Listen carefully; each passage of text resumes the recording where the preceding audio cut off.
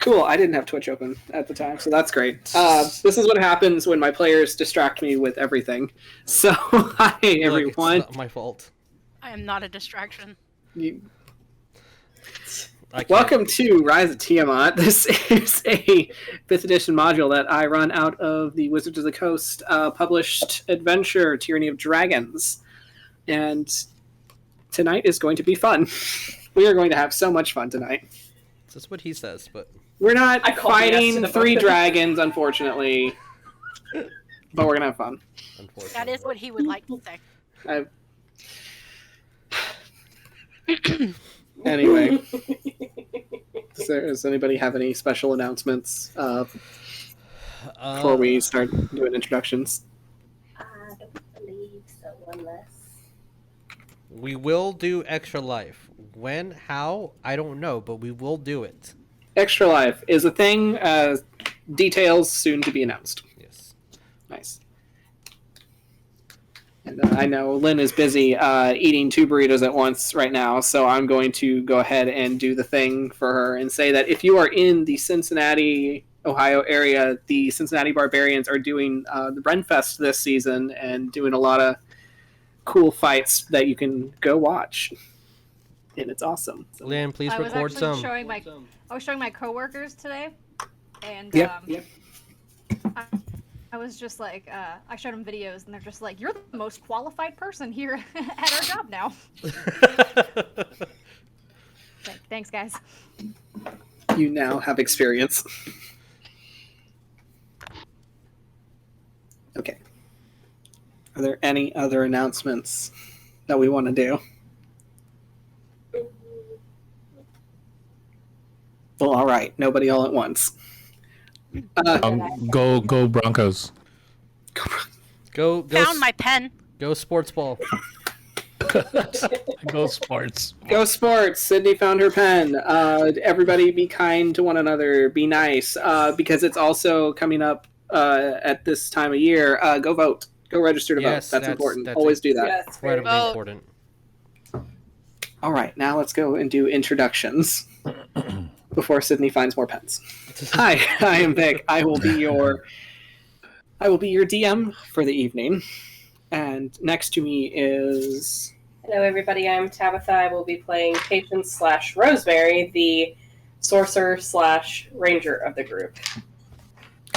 And Jesus, who are we playing today? Hey guys, I am also known as me. I will be playing Tarsius. Chadington, he is a Minotaur barbarian who just wants to be the very best that no one ever was. And that's it. That's as far as his story goes right now. All right. He hasn't caught them all, so he's not. There's too many. You have too many snakes in your hair. How can I catch them all? Speaking of snakes, hey Jeremiah, who are you playing today? I'm playing Cordelia Chadington, the Medusa fighter rogue. Nice. But that's all I got. All right. And Sydney, who are we playing today? My character would argue that he needs no introduction. I'm just kidding. My name is Sydney. I'll be playing Nicodemus, the Hawkins, the human fighter. Yeah. Yeah. Okay. We're gonna have fun today. Okay. All right, and Lynn, who are we playing as you are now playing a new character this time? What we got? I'm playing a new character. And I get to do his voice now because I'm not, 3 hours away from a good internet connection. There you go. I am playing Larkspur Dirade. He is a cleric of Ilmeter. Nice. Tiefling. My first Tiefling. Everyone applaud. Everyone clap. Clap. You did it. I did it, guys. You've joined the dark side. Welcome to the club. We have commemorative horns and tails in the corner that you can wear to your liking. He doesn't have a tail. I like that. that. He does not have a tail. Well, good. He has one less thing to get caught indoors. Ask him why, and he'll tell you why. Oh God. Okay. Let me write that down. Yep. Vic This needs to be the conversation All now right. in Let's game. go ahead and start that intro. Rolling that bean footage.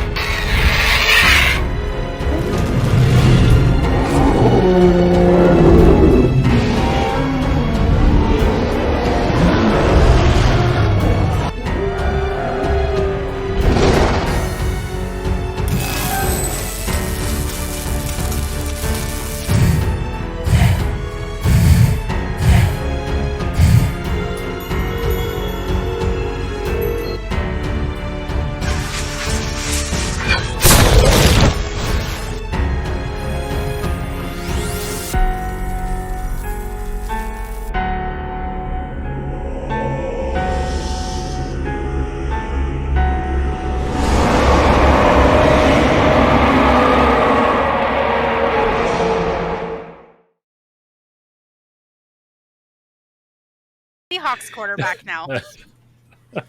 Sorry, This is no longer a D&D podcast. Yeah, I was This gonna is say, now, so- yeah. This is now a fantasy football. It is now podcast. fantasy football. I love football. I love football. I just And we're I gonna don't we're gonna like ch- we're gonna fantasy change football. out one of our players now. Lynn, you can go ahead and bring John in, and he can start giving his fantasy football stats. I played tight end for a couple of years until I decided that I didn't want to anymore. Oh, I was a Grayson's been goalkeeper. Oh. Grayson's What? been a tight end his entire life. What? Hawk also plays tight end, but he does also like to be a wide receiver too. So All that's right, grabbing Tiamat's stats. We are just gonna start right here. When we did do the modern AU game, I did ask John, like, I have this character, what would he play in actual football? Also, how do you play football? And he had to explain it to me. It was very sweet. Oh. I love that. To get you a man who can That's- actually explain that's how football I- to you. That's how I realized that numbers actually mean something.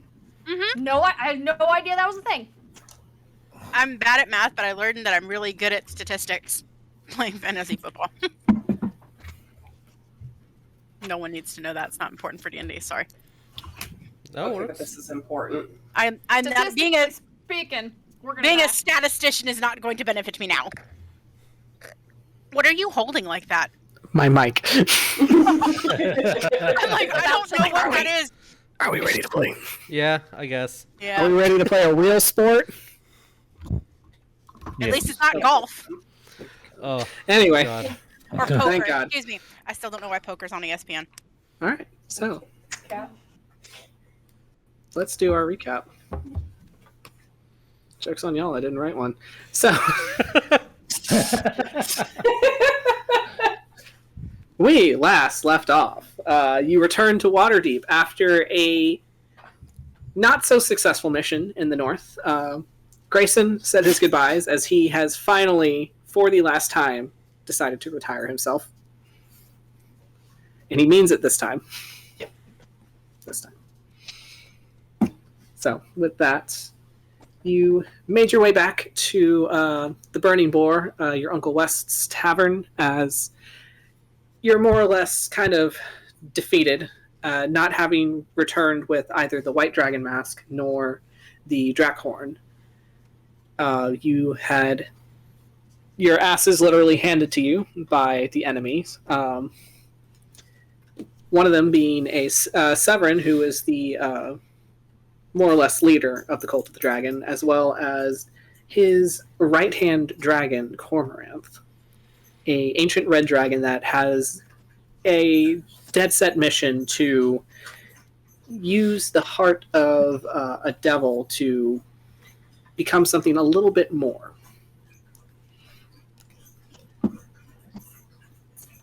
Thank you, champ, for that. suspenseful. Yeah, so suspenseful. Thank you, sir.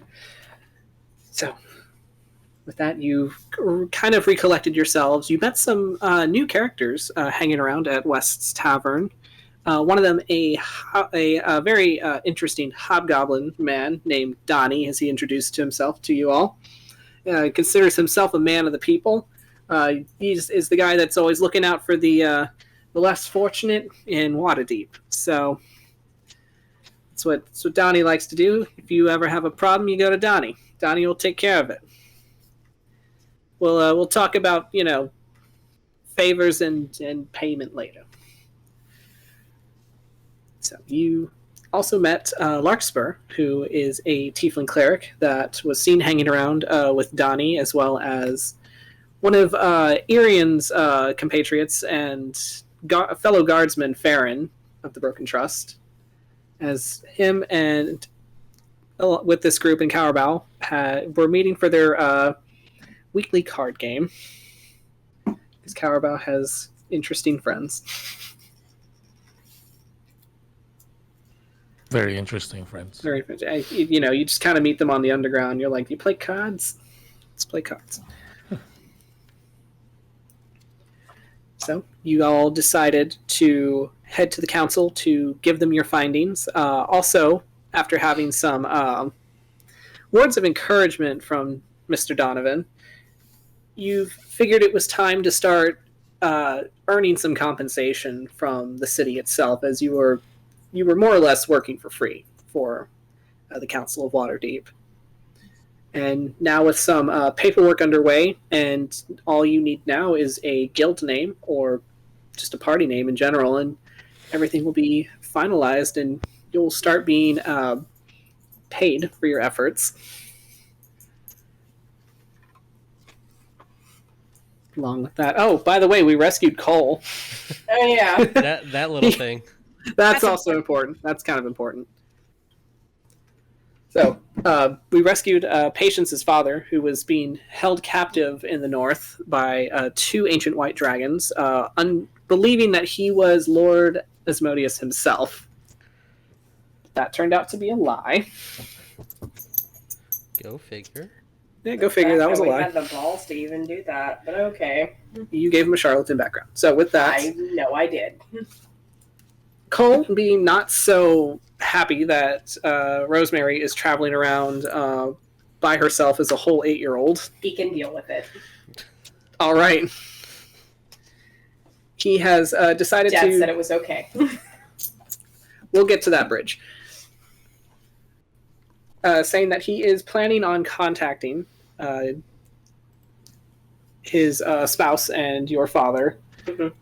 For now, he decided to take one of the books that you found in the north, which was this red leather-bound tome with these black pages. I should have That kept my mouth shut. when you open it and when you speak certain words to it, it gives you a unending well of information. So unending that it almost, if you're not careful, drives you to a point of madness, as Hawk had learned after reading it to one time.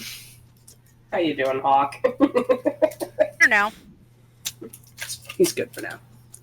Now that book's been confiscated. With Cole confiscating the book and saying that he needed to study it further to make sure, to learn of its origins and to see what it could do. Sure. You were all sent along your way to your own devices. As Hawk, you learned of a rune knight in the area, a friend of Weston Cowerbow's that has been traveling around, coming and going from the city as he pleases. And now that he is currently within the walls of Waterdeep, you go seeking him to see if maybe you could learn something from Mr. Carabriano. Everyone, for the most part, tagged along just to see what exactly is to come of this. Meanwhile, Larkspur, you are currently traveling around the city. You found a couple of Donnie's guys passing out flyers for Donnie, as it seems that he's trying to elect himself onto a seat in the city council. You helped pass out flyers. You even posted one on the gates to the castle district to get people to notice it, and it was noticed. as you went about your day, helping people out whenever you felt they needed help, stopping in at a curious magic shop when you saw the familiar face of Miloon, who was a previous person that you have helped in the past, escape their sins. So, now that I'm running out of things to talk about, we are going to go back to where we left off, where Hawk had met with Care. And after having a bit of a conversation, reuniting with Tarsius, Cordelia, and Patience, Care has offered to train Hawk, but only if you could show him what you can do first. So what I'm going to do to make this as easy as possible. Where is my... There. Alright, so we are currently at the forges outside next to the magic shop. What I'm going to do is I'm going to put a turn order up, so that way it's not just a back and forth of Hawk hits, Care hits, and back and forth. So we'll have like an actual initiative order, so we'll go between what everybody's doing at the time, so that way it's kind of a bit of a fair share of time. Alright, so let me get my turn. No, why won't you let me turn it? Okay, fine.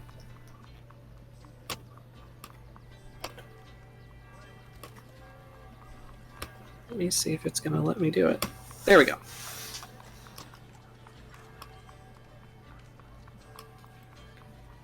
Alright, so add you all, and then let me get... Let me put you on the map just so I can get you on there as well.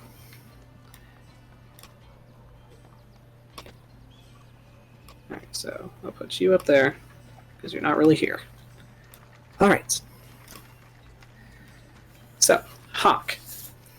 Care leads you over to kind of like this big dirt patch that's in the back.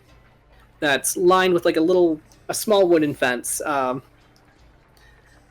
it's just like a big, just bare patch of earth.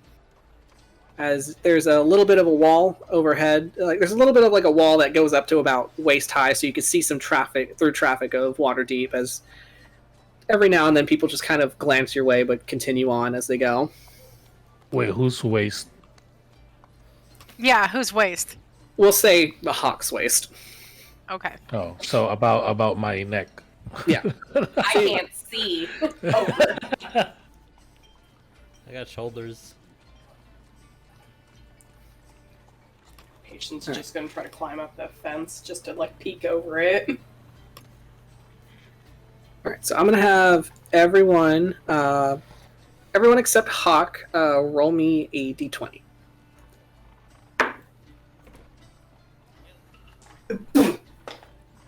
Okay. Alright, 2 for Patience. Yes. Just a D20? 16. Just a d20, yeah. Okay. 14 is mine. 14, okay.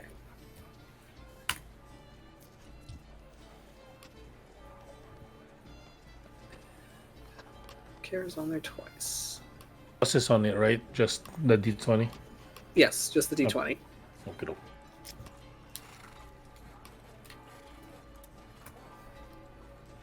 What am I missing? You're missing one. Yeah, no, I had them on there, but it just kind of repeated everyone. Oh, weird. Yeah. Get over here. There you go. Alright, and what did you get, Lynn?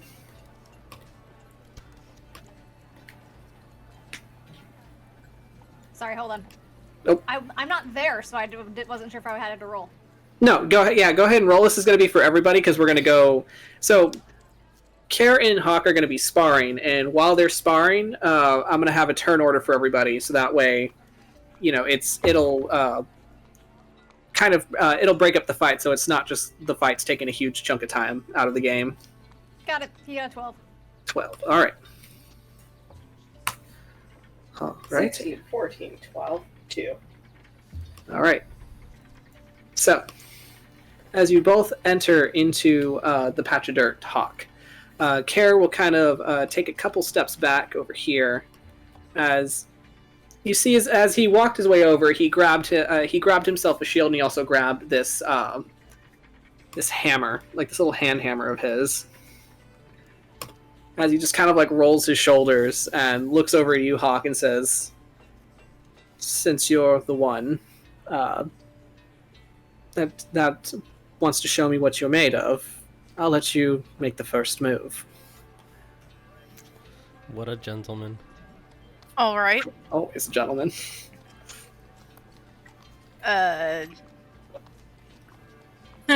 Hawk is like, okay. He's got a hammer. I feel like a sword is probably not there.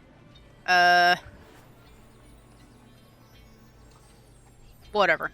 He's just like, he's got his sword. It's got his rune on it and everything, so that's what he's gonna pick up. So he's got his sword and shield with him. Okay. How big is this dirt patch? Like, is this like for scale? Like, is this? Yeah, that's pretty much for scale. Okay, cool. All right, so not small. Yeah. So I'll say like right out beyond this square, that's where you're gonna have that brick wall. Okay.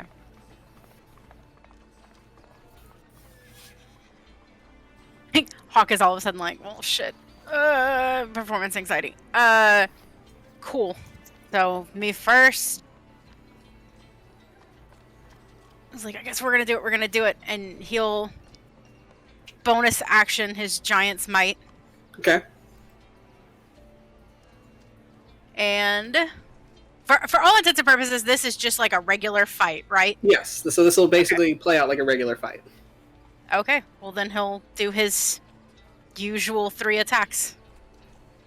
He'll take his couple steps forward, and we're gonna start swinging. Okay. Go ahead and roll me to attack. I need some dice. Okay. So plus, oh, cool. All right. So that is an 18. All right. So 18 misses. Oh, great. Then a 21 and a dirty 20. 21 hits. Great. And then with your giant smite, that also allows you to become large, right? Yes. So Okay. I'm big dude now. Zoop. There you are. Yeah. All right. So roll me the damage for the 21. Alrighty. Plus. And. Come back.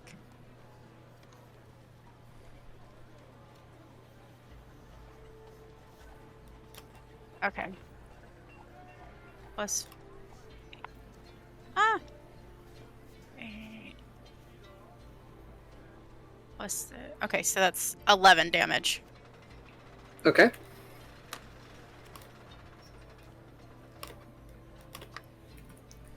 Good to know. All right. Is that it for you, Hawk? Yeah, for now.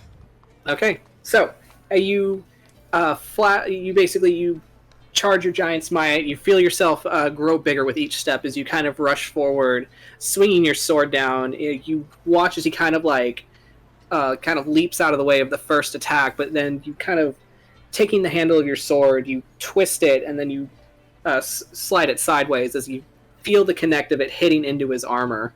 And then when you lift up and try to swing down again, you feel your sword suddenly stop as he catches it, and you watch as he also starts to grow to about the same size as you, as he has this grin on his face. It's just Awesome. not bad. Let's see how well you can take a hit. Oh God. So. Hawk, like, oh, great. R.I.P. All right, here it comes, bud. He did this to himself.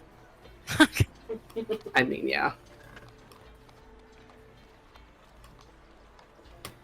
All right, so he gets 3 attacks as well. So first one is going to be 16 to hit. Does not hit. All right. Next one is going to be 23 to hit. That hits. Okay. And the next one is going to be a 28 to hit. That hits. Okay.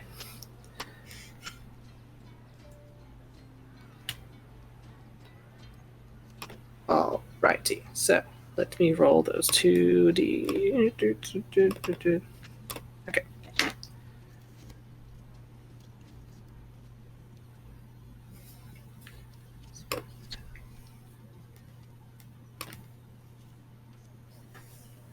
Okay, so that is going to be 22 points of bludgeoning damage against you. Cool. Oh no. Come back. Oh no. Sorry, I accidentally changed my computers. Okay. I clicked one of my shortcuts. Okay. Ow. Yeah, ow. Ouch. As he reaches his full height, he throws your sword aside, and you see as he takes his hammer and he swings it, and you kind of pull yourself back, but then he turns it around in his hand and swings it again, catches you in the ribs, and you all hear that metallic clang of metal on metal as it hits into your armor hawk, and then once more again, kind of knocking the wind out of you. Okay, so while that's happening, Tarsius, what are we doing during this entire skirmish? I'm just watching and like grasping onto the fence that's there, probably like rib height for me, and just like I'm just like into it, and I'm just I'm like 2 steps away from drooling. Like that's just I'm excited to see what's happening. All right. All right, Cordelia, what will we be doing? I'm just watching, and basically, she's more like just being reactionary. I was like, oh, that one, I think that one really hurt. This is not to death, right? Wait, was that established? Because there was like two big. It was not established. It's not established. Two big dudes just hammering away. Pun intended. But so, It yeah, wasn't I'm another kind of just innuendo. All right. Yeah, she's just watching. All right. Okay, Larkspur. So what would we be doing? As you were last in the magic shop, would you have still been there, or would you have gone on to do other things? He would have strolled out probably. Okay. Continued. All right, so I am going to have you roll me a d6.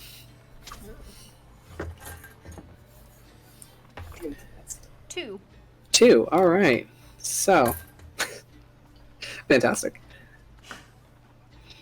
As I pick from my random list of city events.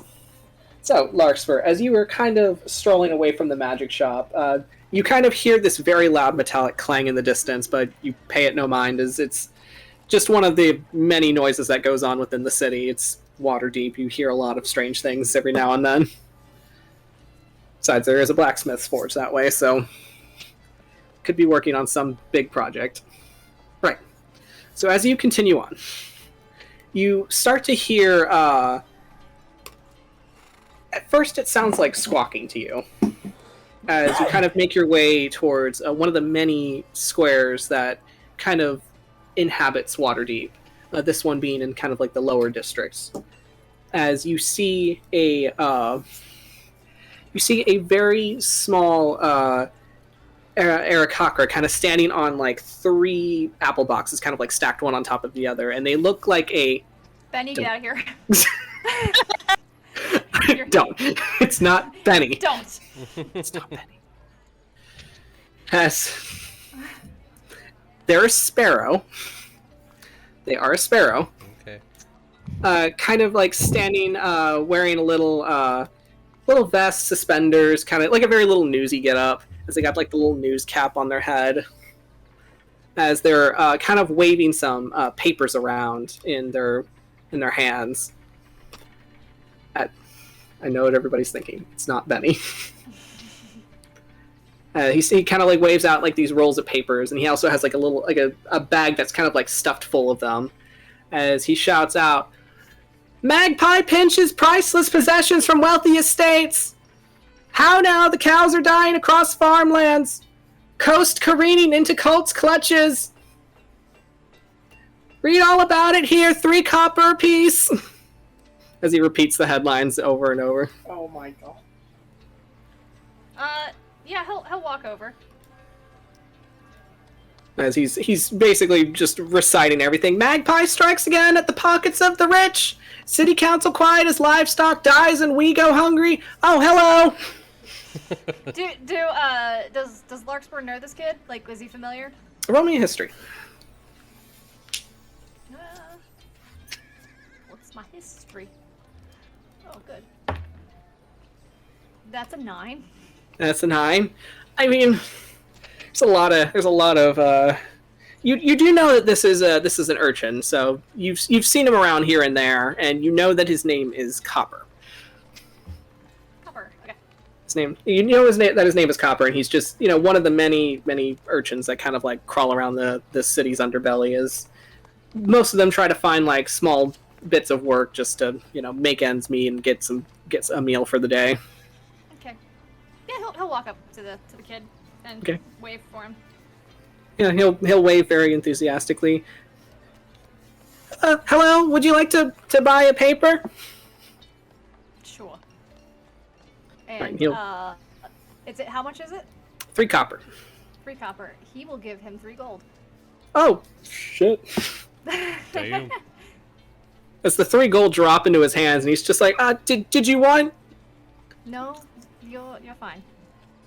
Okay. And he just like kind of like puts it into his money pouch, and then he like pulls out a paper and hands it to you. Okay, he'll just take the paper and then Alright. he'll read through it if anything is of All note. right. So you take the paper, you unroll it, and you see that this is a new publication that's starting to hit the street. So it seems like it's probably from like a personal press. But the title of this paper is The Word. The void. The Word. Is void is the void? Yes, that is exactly the joke. Thank you for getting man. No problem. Oh man. it. So how many puns are we getting hit tonight, Vic? Oh, too many. Too many. As the articles that he called out are pretty much right there in the paper. You hear and you've heard this name many times throughout your life here in Waterdeep, of the infamous Magpie going through the homes of the rich and stealing their prized possessions and striking fear into their hearts, and et cetera, et cetera. The cows dying in the farmlands, that's a new one. There's always been like trouble with livestock, but just it seems that there's some kind of like plague almost that's just kind of like sweeping through the rural areas of the Storm Coast. And then it's just like a lot of editorial pieces in between with like very, very opinionated on like city planning and like all this other stuff. So Okay. He will put that into his satchel. okay. And Copper. Yeah. Do you know anything else that is going on that is not written in the paper? That depends. What are you looking to know? Just anything of note. Stuff that is on the down low. On the down. Roll me a persuasion. Sorry, my dog wanted to join. Oh, hi, Whiskey. Oh. Whiskey, please join. Roll persuasion. Persuasion. Roll for cuteness. 21. All right. A 21, you said? Mhm. Goodness. I know. Look at him. Look at the boy. Nice. Oh, Oh. that is about accurate height for Larkspur and Copper. As this little bird just kind of like, even though he's standing on like several boxes, he still has to kind of look up at you, Lark. Several It's boxes. just like, apple boxes. As he's like, well, I heard that there's some wizard people kind of like going through and like taking people out of their homes. Just anyone, or are these people wanted? I mean, just about anybody, but it started in the lower ward. Well, first it started out in the farmlands, and then it's just like kind of like creeping into the city. But like, you kind of hear from travelers all over that this is like happening a lot more, and it's not just Waterdeep. Do you happen to know when people go missing? Is it at night? Yeah, usually at night. Interesting. And does the guard know anything about this? I mean, yeah, there's usually reports that are like put in, but like, what are they gonna do about it? You know? I will see if I can have a talk with one of them. No, I'm just saying, it's usually like, people like us, they don't care if we go missing, you know? I know, but still wouldn't hurt to talk to them. Oh, okay. I'll go speak with them, but you keep safe. I'll do my best. He kind of like tips his little hat to you. Aw, cute. He'll roll up the paper, put it in his bag, and just kind of give him a little. See ya. Yeah. And he'll continue to walk around. Right. As you walk away, he starts up his usual spiel again as he starts yelling out the news of the day. All right. So, with that, Patience. Yeet. What are we up to? I'm assuming she's like trying to like hook on to the fence, and her hooves are just causing her to just slide down as she's watching this, and having the attention span of a fly is just gonna look over at Cordelia and just tug on her coat. As much as I want to sit here and watch them beat the snot out of each other, I'm probably gonna go and check up on my dad, on my papa. Do you want me to come with you? No, it should be fine. I can take care of myself. I know you can. It's a big city. I remember where the burning boar is. Do you? I do. Okay. Okay. I'm just letting you know because it's supposed to be, you're supposed to tell someone when you're going somewhere because I don't want everybody freaking out thinking I got kidnapped. Yeah, like last time. Yeah, I'm gonna be better about communication.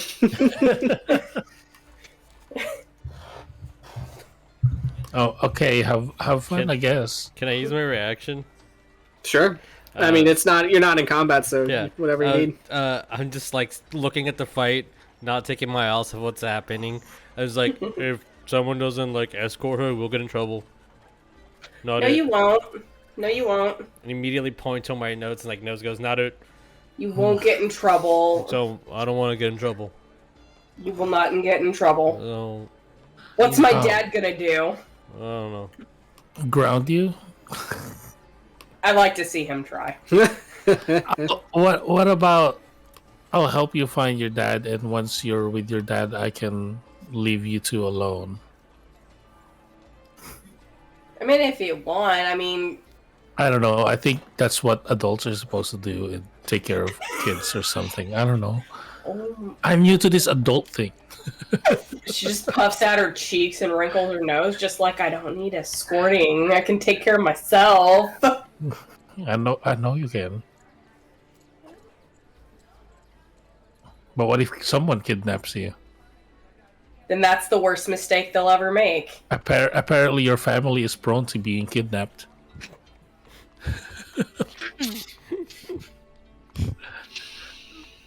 Or so I heard.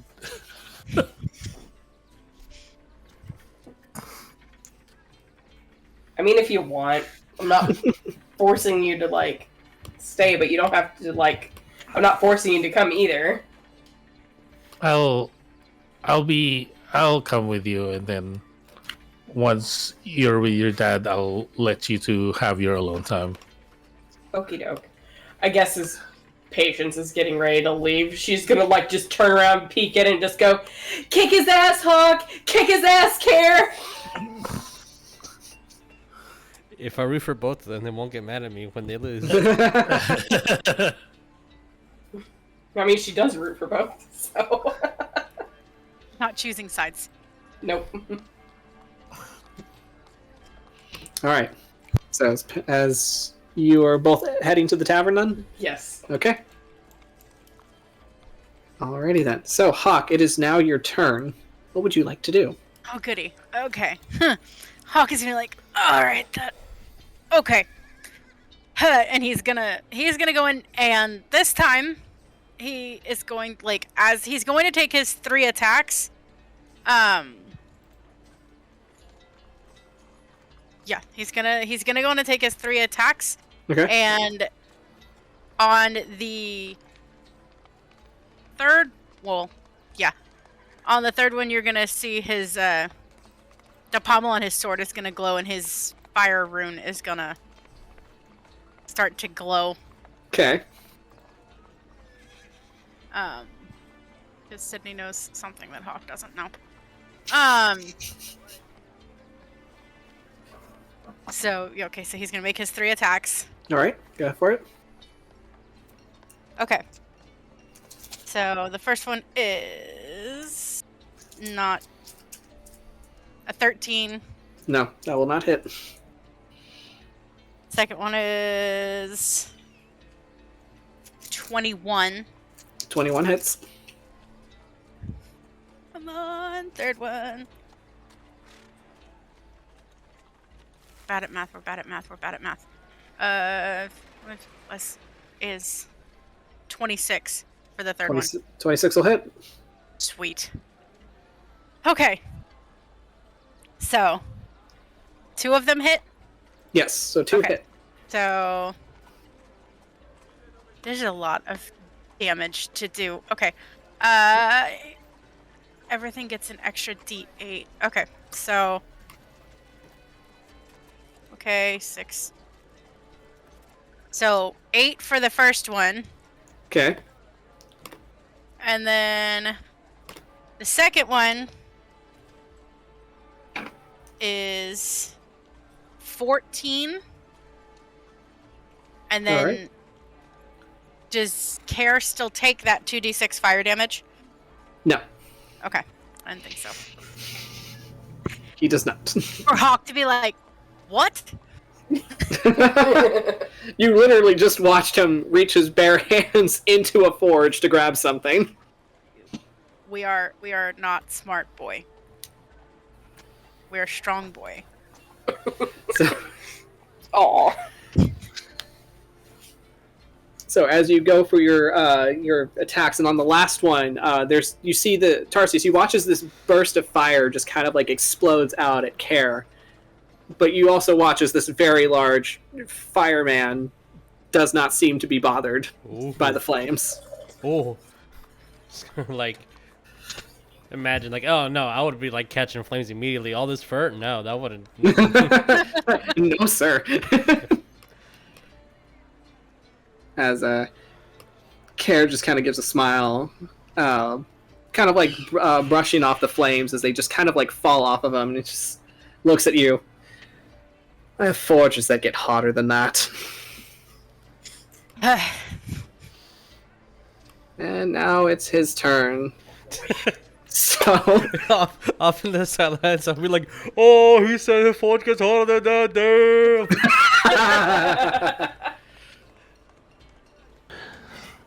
Alright, so he's going to make his 3 attacks on you, Hawk. That was quite a burn.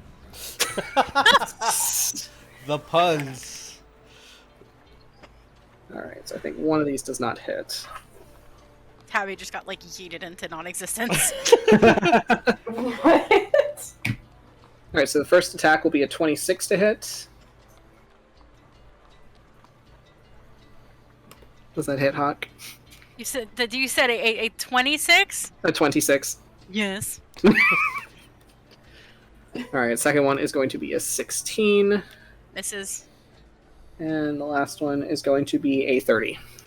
Oh, that hits. Okay. Alrighty.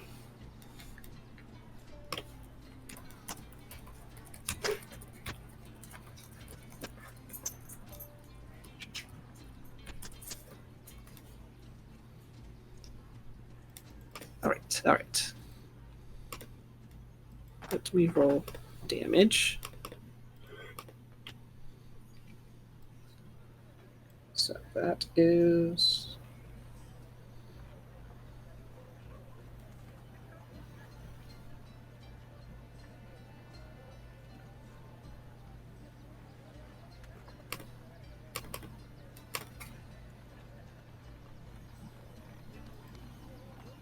So that is going to be 31 points of bludgeoning damage against you. Huh. As you guys are pretty much matching blow for blow, but every time you take a hit from this guy, he just hits way harder and way more precisely. Okay. Has he ended his turn? I'm going to say for now, yes. Okay. Hawk is like, it fucking hurts. Okay. Okay, maybe not that room, maybe this one, and he's gonna use a reaction. Alright. And we get more magic now. The rune that is on one of the charms for one of his earrings is gonna start to glow, and his stone rune Alright. is gonna start to glow, and then Kara needs to make a wisdom saving throw.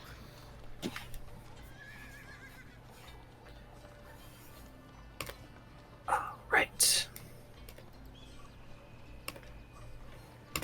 Oh, right. We will get to that after everybody else's turn. I forgot we're doing this in an order.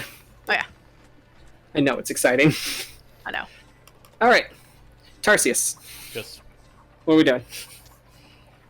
damn. That's it. Okay. That's all.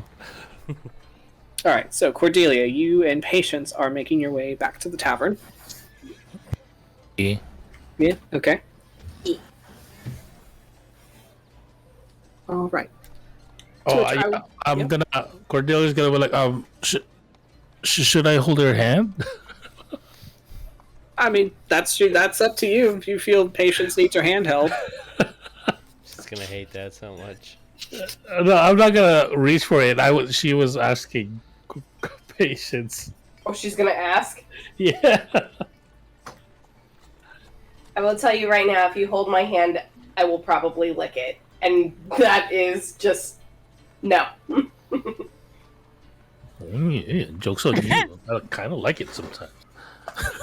I'm used to it. My brother is a Minotaur, okay? He drools a lot. Well, she will hold it. Yeah. No, I'm not 3. I can take care of myself. You're I'm not three. I thought you were. I'll have you know, I recently turned 9. I don't believe you. I love how Patience and Cole both get ragged on for this. I love it. It's so great. It's so great. Listen, just because Actually, I'm 9. short, huh? I'm actually 9. I'm an adult now. That's not an adult.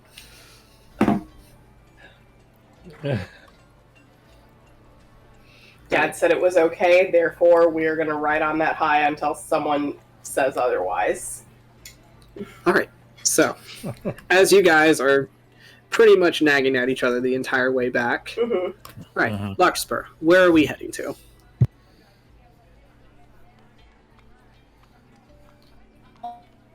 Oh. You're kind of breaking up a little. Oh, robot. Pop. And Lock. Oh.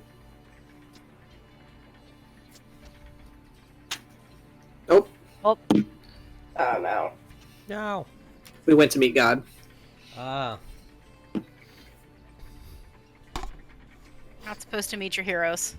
My first thought was like, oh, are they behind an alley?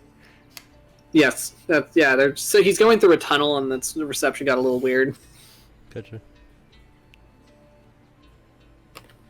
Which is why they always say use a landline if you're going to pray.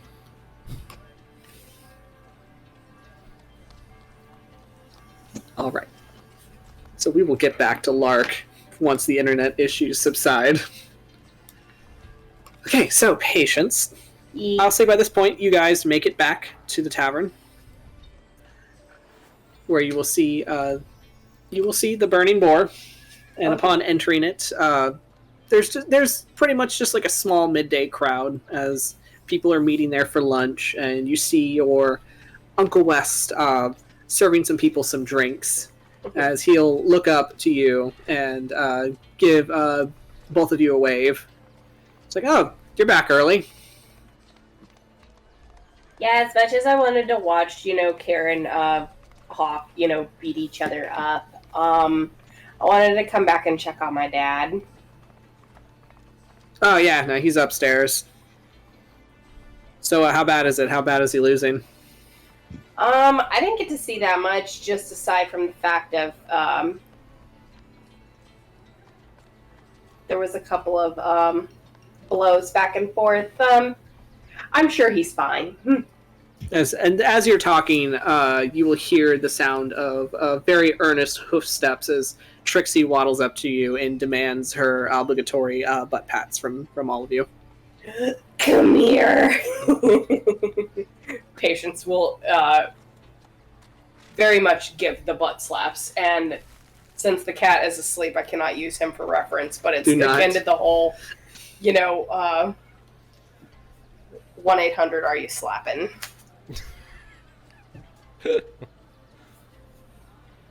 Perfect. And then she will give the butt scritches too. As she'll kick her little leg out as it kind of like taps on the floor.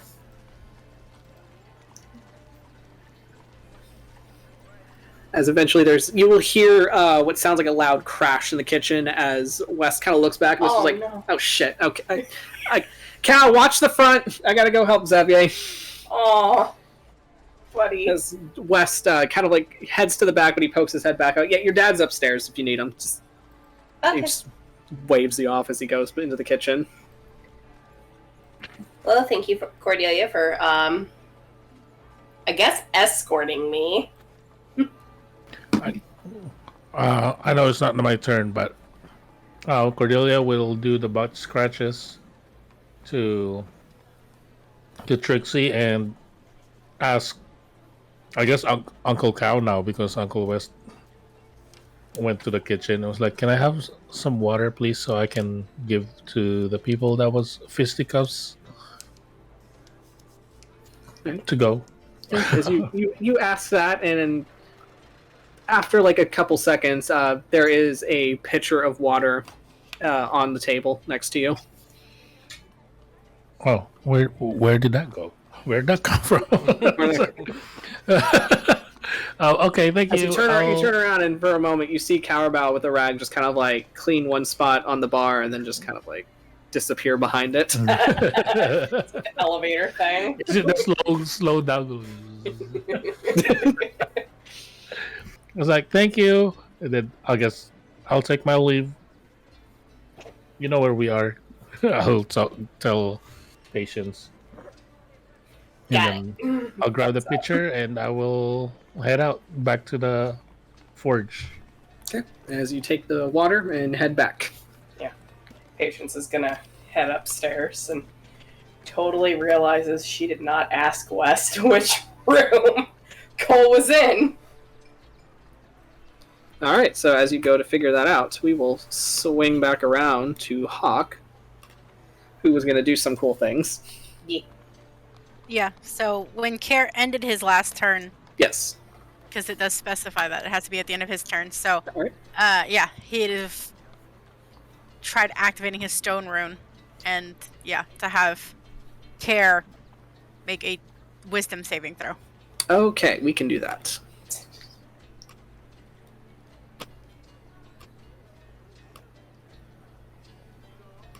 Let me double check something.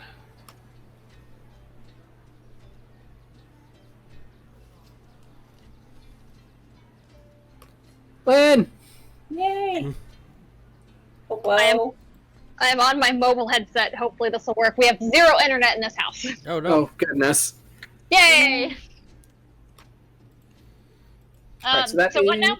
Okay, so I'm gonna run through. I'm gonna run through Care's attacks real quick, or this turn, Yeah. and then we'll get back to you. Cool. All right. So that is a 16 for his Wisdom save. Just closed it. Boo, that passes. Okay. We have learned a thing or two in hell. Yeah. All right. So he passes that. What do you got? Now we're just getting mad. Okay.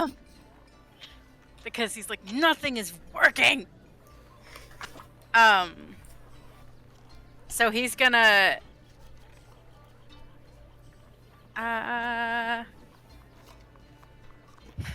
Do I not have? I do. Okay. So now boy's getting mad. So he's gonna take his attacks.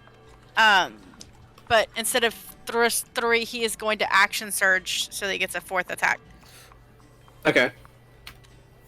Because we're getting frustrated now. Just to note that action surge gives you another action, not Action. another attack. Okay. So if So if your attack action is 3 attacks, that's 6. Mm-hmm. Yeah. Oh shoot. Okay, yeah, we're gonna do it. okay. Go for it. We're big mad right now. All right, be because big mad. Nothing we're doing is working. So. Oh, I don't know about any of that. Okay, so that's a 21. And that'll hit. That's a 20. That'll miss. Plus 8, another 20. That's a miss. That's 3, right? Okay. Yeah. And then 23, That'll hit. 22, That'll And- hit. 20. All right, so that's going to be 3 hits. 3 hits. All right. So the first one will 13 damage. Second one is 12 damage. And then the last one is 14 damage.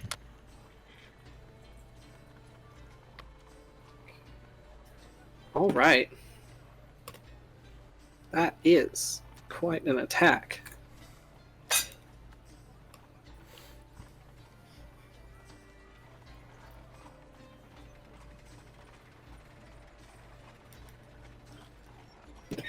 So.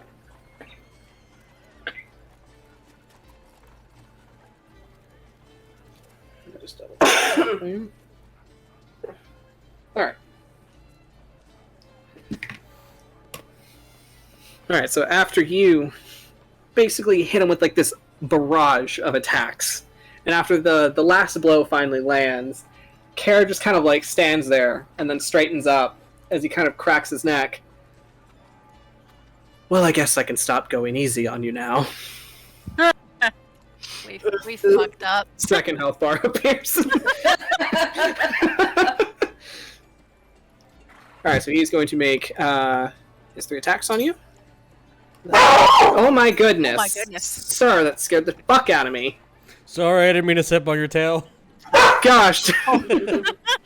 So puppy walks by.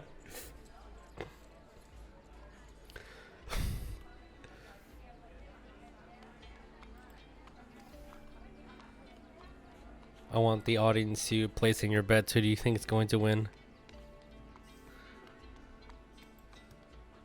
What a time Here. for there not to be a bookie. Alright.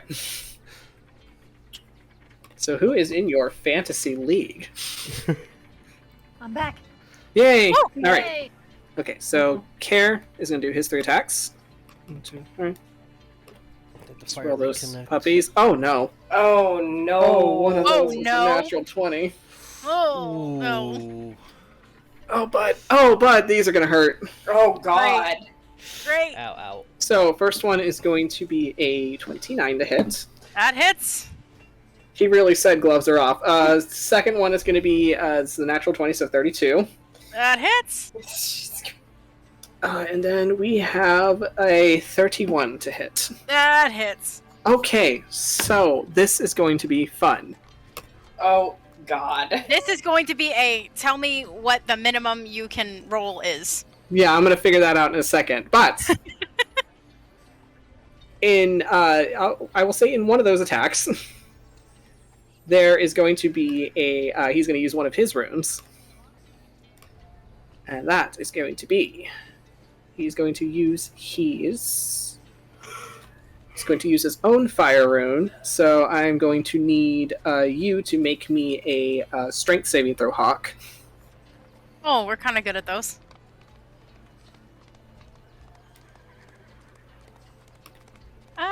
Come back. I calculate all this fucking damage. Oh yeah, that's a 26. All right, that is a pass. Like that this boy can do. All right, so let me roll extra damage.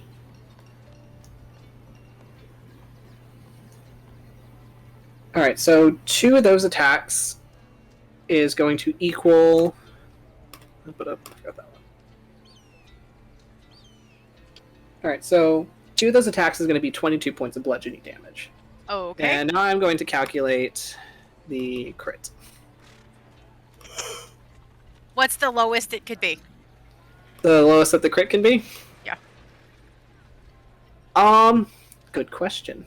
Because we are strong, but we are a little squishy. So.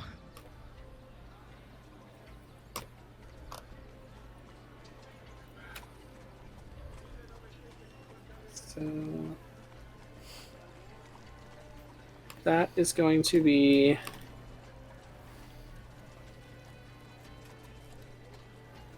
27. Oh yeah, no. Boy's out cold. Okay. Oh no. Cold. All right. You only needed 14. Oh, okay. Oh no. Turnabout's fair play. So Tarsius, the hit comes quicker than you realize. Like, you watch as Care like steals himself, and you see this kind of like fire, like almost emote from his hammer as he takes his swings, and you watch as it clocks Hawk like way too many times, and then right as you watch as like these fiery chains start to kind of appear out of the hammer, Hawk drops. Oh. Oop. Nope. Okay. As he is now face down in the dirt. Gotta hop over the fence. As We do a lot Karis of kind of like roleplay. looks down, just like, ooh. You all wouldn't happen to have a cleric, would you? No, I got this. Getting out my healer's kit. Okay. I'm gonna try to stabilize him. Band-Aid. I could cast Cure Wounds, but I'm not there. No, you're not. We're like, All right. alright, I'm gonna put band-aids on his that I've drawn smiley faces on, and then like make him like smell Bless. something to like wake up and like, okay. I'm gonna use one of my usage of the kit to Alright, so stabilize him to 0. All right, so as you work to stabilize Hawk, let's go with Larkspur, since we missed Larkspur's turn. So, what are we up to, Lark? He is just going to be walking around as his usual, just kind of surveying everything. And Okay. if he sees anybody, he'll like toss him a couple coins and stuff. Or if anyone needs help, he'll help. Okay. All right. Roll me a perception. Oh, I guess I should probably put my thing back up. Hold on. Oh, I lost all my stuff. Give me a break. oh no, not your stuff. Not my stuff. You only had so much. I pulled all my this. What was that? What am I doing? Perception? Yes, perception, please. 6. 6. Awesome. All right. So as you're just kind of like looking around, and it's a fairly it's a fairly busy day, as it's the weekend, so you see a lot more foot traffic than normal, like as you would during the week, and you just kind of like get lost in the crowd of it as you're kind of like making your way around, and you don't see him, but you'll hear him as he kind of steps right up beside you, and you feel that familiar like hand just kind of like clap on your shoulder as Donnie just, oh, Lark, good to see you today. Where are we going? What are we up to? Just wandering around, Just doing as you do. as always. Can I ask you something? Yeah, sure. You can ask me anything. Well, have you heard of any of these kidnappings in the middle of the night? Kidnap. You might have to be a little more specific here. Is it like, do we got any rhyme or reason to these kidnappings, or is it just somebody told you that their dog went missing? No. People. Random. Oh, Wizards? people. Wizards, you say, huh? You know, I might have heard something. Yeah? Is that any of your doing? Locke, I am offended that you would think that I would stoop as low as kidnapping. Well, I know you don't kidnap, you recruit, but I recruit. I pay fair wages. To the outsider, it may look like kidnapping. No, it's not. I mean, look. You know, maybe some of the boys get up to no good. They'd like do like a little ritualistic hazing to the new members, but you know, I try to make sure everybody stays clean. But you haven't heard of anything. I may have heard a few things, but I try to stay away from the big mumbo jumbo stuff that those guys in the pointy hats and the towers mess with. That's not my game. Well, could you tell me what you know? I could. How about this? I tell you everything I know, and maybe if you give me some time today, I could do a little digging and see what I can. I'll put my ear to the ground and see what comes up. What do you want in return? I want you, and he's gonna put both his hands on your shoulders. He's kind of like holds you to face him. I want you to come to dinner tonight. Look, Okay. my wife Connie, she wants to put on a whole shebang, lovely spread. She just went shopping, and she's got that little nip that she needs to to entertain, to host. So I'm putting together a dinner party. You're invited.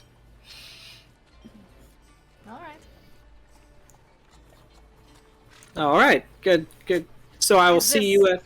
Yes. Is this a strictly social gathering, or are you needing me for something else? This is strictly social, just to get to know people. Think of it like a mixer, you know. All right. But I'm thinking of inviting some of those little green ones, the heroes that are running around for city council. I want to kind of get to know them a little bit too, especially if I'm going to be getting my own seat up there one day. You know. Not a bad idea. Yeah, I'd like to get to see what they're about. See what they got them doing. Do you need me to bring anything? No, I would never ask you to bring anything. Just bring yourself. Wear a nice shirt if you got one. If you don't, I got one for you. I will wear my vestments. You're a wonderful guy. He's gonna just take your hand and just like shake it as he does.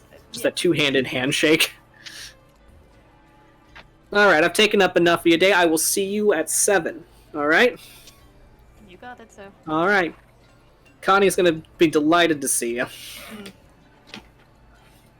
He'll kind of give him like a slap on the back as they walk in opposite directions. All right, and so you both part ways, and there's a moment where you kind of feel the need to like look back to see where he's heading, and he's just gone. But that's pretty normal for Donnie. Yeah. All right. So, Cordelia, you are making your way back. I'll say by this point you do make it back to the. You make it back just as you see Hawk face first in the dirt, and Tarsius doing his best to bandage him up. I believe in Tarsius' abilities, so she's just kind of casually walking back. Okay. You just kind of like I was make like- your way back in. Just kind of look over, like, oh, I was like, I had a feeling. Mr. Kerr, you want some water? oh, I would appreciate that. And he would still just kind of like shrink back down. And Right. Oh, well, I forgot cups. I just have the pitcher. I should have some cups. And he'll go fetch some.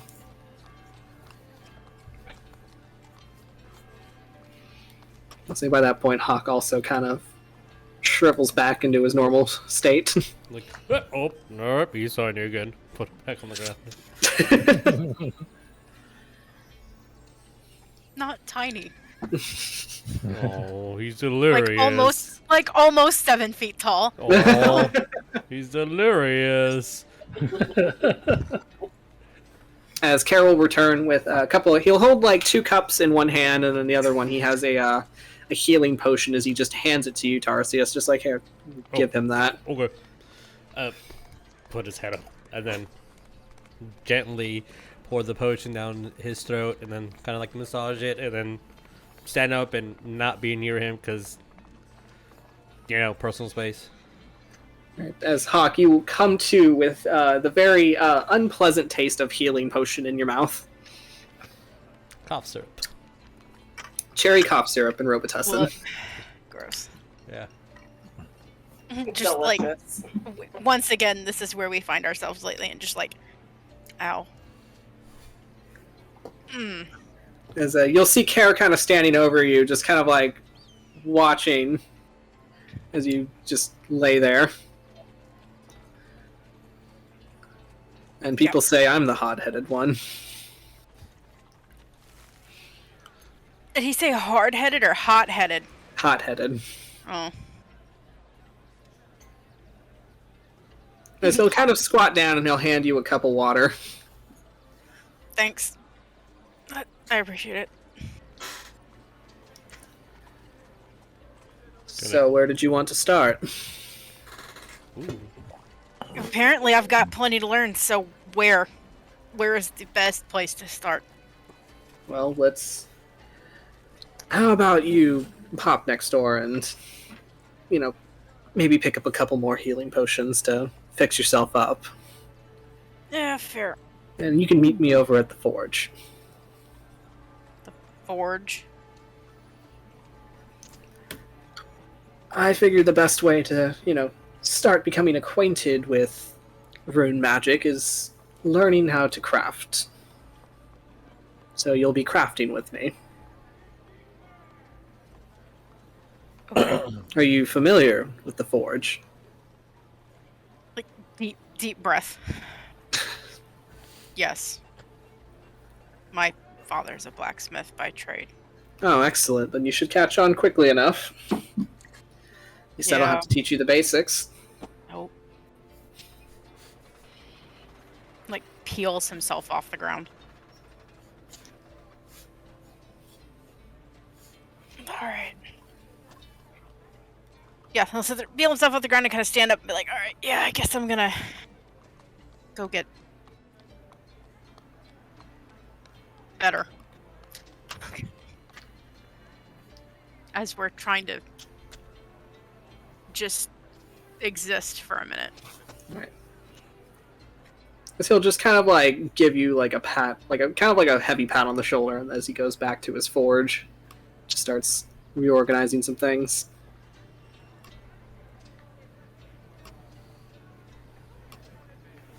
As I will have Tarsius and Cordelia roll me a perception.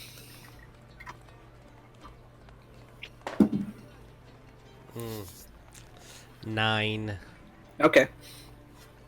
Not 20, 26. Okay. I'm just looking at Hawk. Man, you almost had him.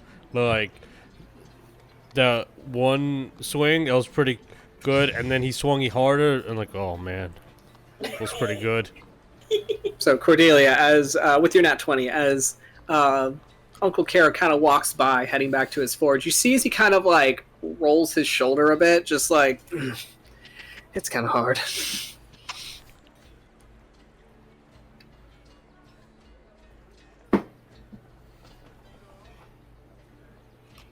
Mike. Okay, I guess I'll go check on Hawk first. Make sure he's okay, and then I'll go to the forge, towards the forge. Yeah, Hawk will be like, I'm fine. Go get I potion. have more potion. Do you need another one? I do, but save yours. I'll go get some more. Oh, okay.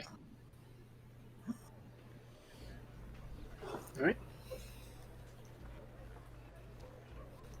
So, with that, we'll go back to Patience as you made your way upstairs to the burning boar, looking for your father. As you see, just like a couple of doors, like kind of like a hallway of like few doors, just closed. Okay. She's just gonna stand there, cup her hands over her mouth, and just yell out, "Oi, Papa, which room are you in?" Oi, Papa. Oi, Papa! Oi. Oi! Oi. Oi, father! Hey, Daddy! Where you at?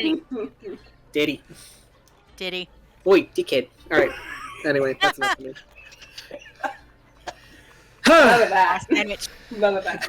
No. So, you hear, roll me perception, actually. Oh, cool. Roll me a perception. What do your little nosy ears hear? I actually might hear something. Uh-oh. 22. 22, okay. You hear like one voice just kind of like groaning at you, yelling. And then you hear in another door kind of like the sound of like kind of like papers scattering, and then just kind of like hurried footsteps as the door kind of flies open just a bit, and you see Cole poke his head out and just goes, "Rosemary!" Inside voice.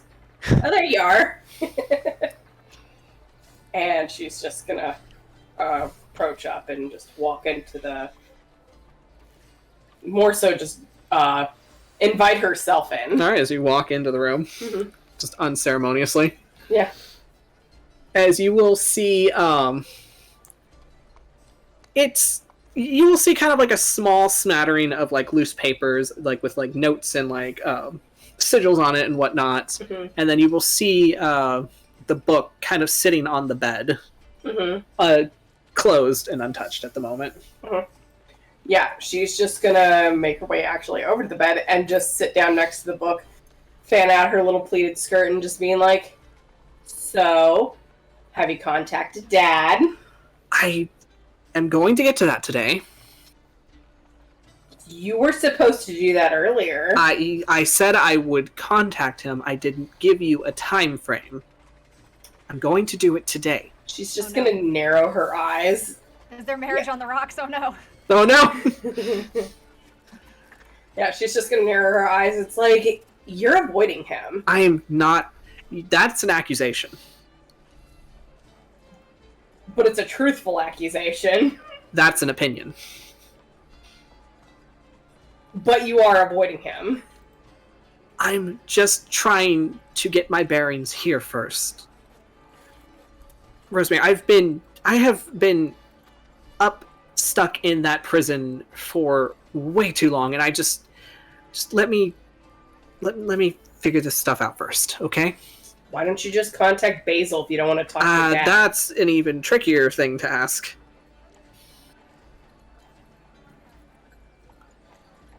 Again, if I could contact them, I would. I know you would. You will do anything you put your mind to. As he's going to go, he'll go sit on the bed next to you, kind of like putting himself between you and the book, as he just kind of sits and he'll put his arm around your shoulders, just like, Rosemary, I promise you, I am going to contact him. There's a lot of difficult feelings there. Listen, when I left, it was a mess. You were gone, he was gone. your brother was not happy with me.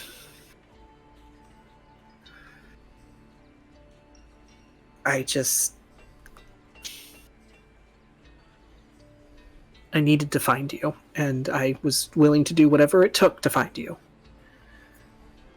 I just wanted you to be home and safe again. So the immediate reaction in doing so was to contact Grandpa. You listen. When you get to be my age, and you, Oh my god. along the way, She will even say that, oh my god. Rosemary, listen, I'm just trying to explain to you, okay? I have gone through a lot in my time, and I'm sure, you've heard, I'm sorry, he's just kicking you. You need to stop.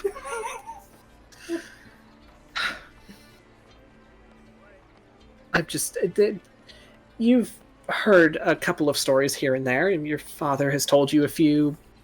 Uncle West has told you a few.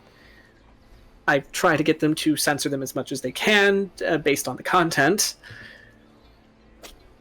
But there was a lot of harrowing adventure in between then and now, and it's just... Look, it's going to be impossible for me to get to the point with you, because anything I say, you're going to have your own answer for. Because you've already made up your mind. Oh yeah, I should probably also tell you right now, I'm still going to be going with them, because we've got to leave. You should not. But I'm gonna. You're 8 years old. Technically I'm 9 now. You're not. So. You're 9. Yes, I'm 9. Oh shit! Your birthday. Oh my god. Okay. Tell you what, Rosemary. How about you come with me for the day? I was going to head out into the city, and if you'd like, I can get you, whatever you'd like. Bribery doesn't work with me, Dad. I'm just trying to spend some time with you. You little heathen. I would very much like that. And I will do that. I appreciate that. And at the end of our outing, we will come back here, and I will contact your father. Does that sound fair? That sounds fair. And she's just also going to she's going to give Cole a hug, and then she is reaching for the book. But I'm also taking this back, too. All right, roll me a grapple check. Oh boy, that'll be fun. I don't even need to look at Cole's stats to know what his strength is. Like So what, just straight strength, or what? Do I need to roll straight strength? Or what? Athletics, technically. Athletics? Cool. Okay. Wait a minute. I was looking at the...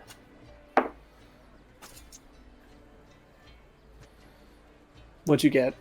Dirty 20. He What? got a natural 1.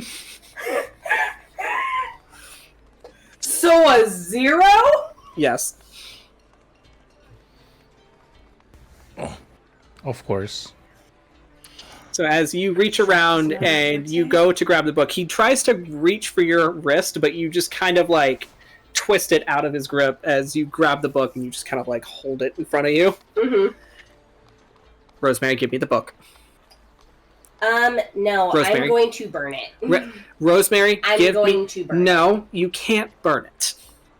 Well, I will find some way to get rid of it. You can't... Your and Grandpa's relationship is someone, Mr. Greyson, toxic. That's the word. What does he have to do with this? That's just what Mr. Greyson said. Or Mr. Disc. Grunkle Disc possibly said it. I Please think. don't tell me you called him Grunkle. Yes, I did. Oh, God. Okay. He didn't have a problem with All right, it. fine. Okay, you know what? We take the book. You can take the book with you as we go out. I'm going to go... I was thinking we can go to the library first. You wanted to find out more about your dragon egg, right? I do. Okay, so how about we take it to the library? Okay. And she's going to take the book and put it in the bag of holding because it's like... Okay. As he will get off the bed, he will take your hand, and out you will go to the library. Okie dokie. All right. So This'll be swinging back around to Hawk, how we feeling, buddy?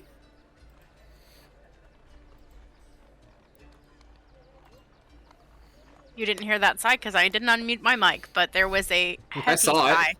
Okay, good. I figured there was enough animation there, but I had to make sure. Yeah. He's ow. I don't know how many. I know that I'm still bloodied. That's really all that matters.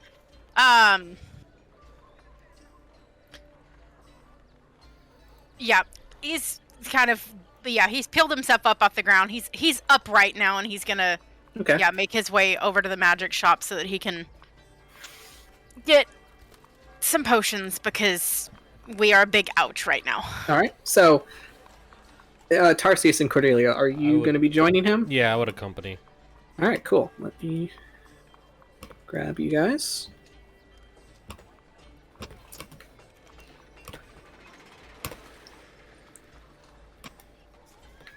Let me get you on that map.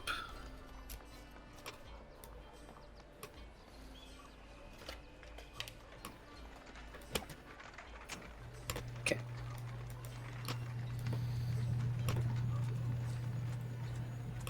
As I struggle to look at maps.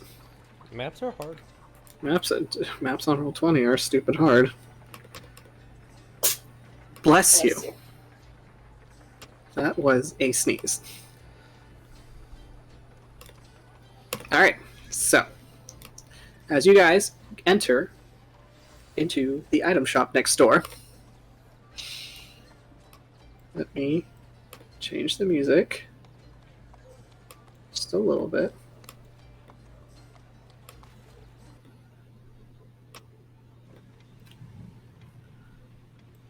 Don't think I have quirky item shop sounds, but that's okay. All right. As you enter into Jakey's junk stop, as you walk around to the front of the building, you see this big red sign that just says you can't miss it. Only didn't miss it. Nope. Couldn't miss it. Sure didn't. Found it. Nope. As you enter into this building, and it looks pretty much like any other building in Waterdeep, except for the big red sign. And as you enter into what looks to be this very lavish item shop that has rows of glass cases displaying different items, you see tall shelves filled with like potions and like scrolls. You see a lot more. Another shelf that has like books and tomes. And you see one of the first things that greets you upon entering the tavern is this large dragon head that seems to be curling out of the wall with its mouth open. And you see like this bronze kind of brazier just in its jaws as like a fire burns to kind of give light to the shop. And there you will see three individuals. You will see this very kind of like tall, very thin man with like this grayish skin and kind of blackened eyes that have like this eerie blue light to them. You see a familiar sight that is an undead wight, as it's very stiffly kind of dusting the shelves, just a single motion, just dusting with like a little like feather duster. And then you will see a dragonborn, that you haven't really seen before, as normally a lot of the dragonborns that you've seen on your travels have either resembled metallics or chromatic dragons in some way.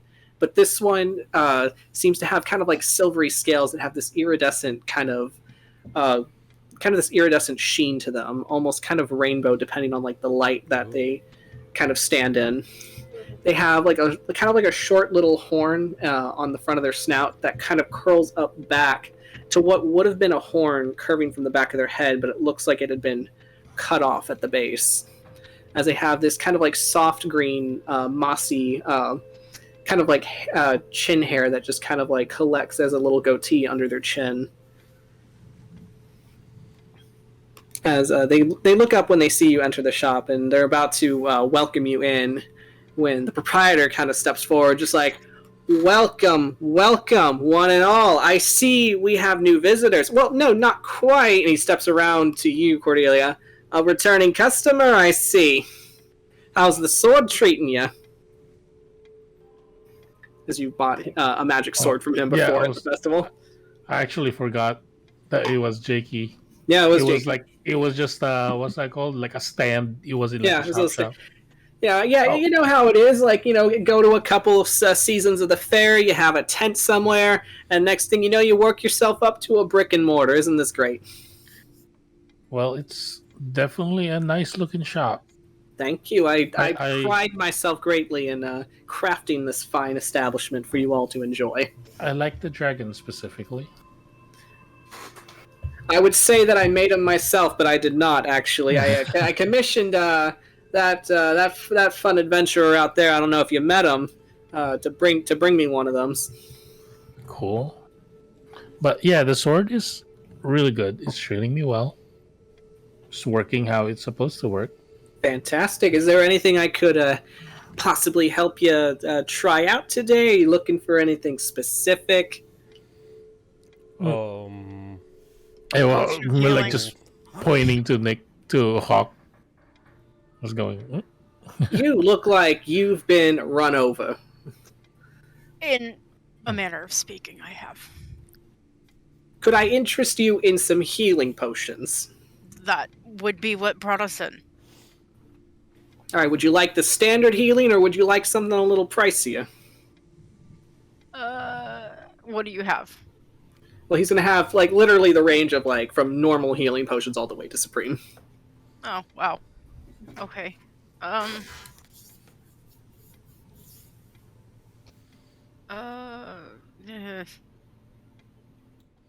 Hawk's like, not.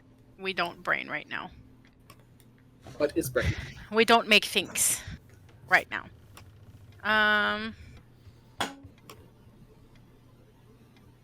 Trying to find the things.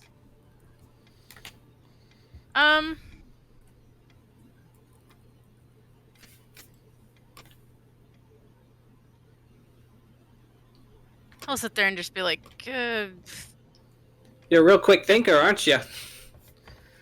sometimes. Give me 3 of just the regular ones. It's fine. 3 of the regulars. That'll be, I believe, about 50 each. Yep.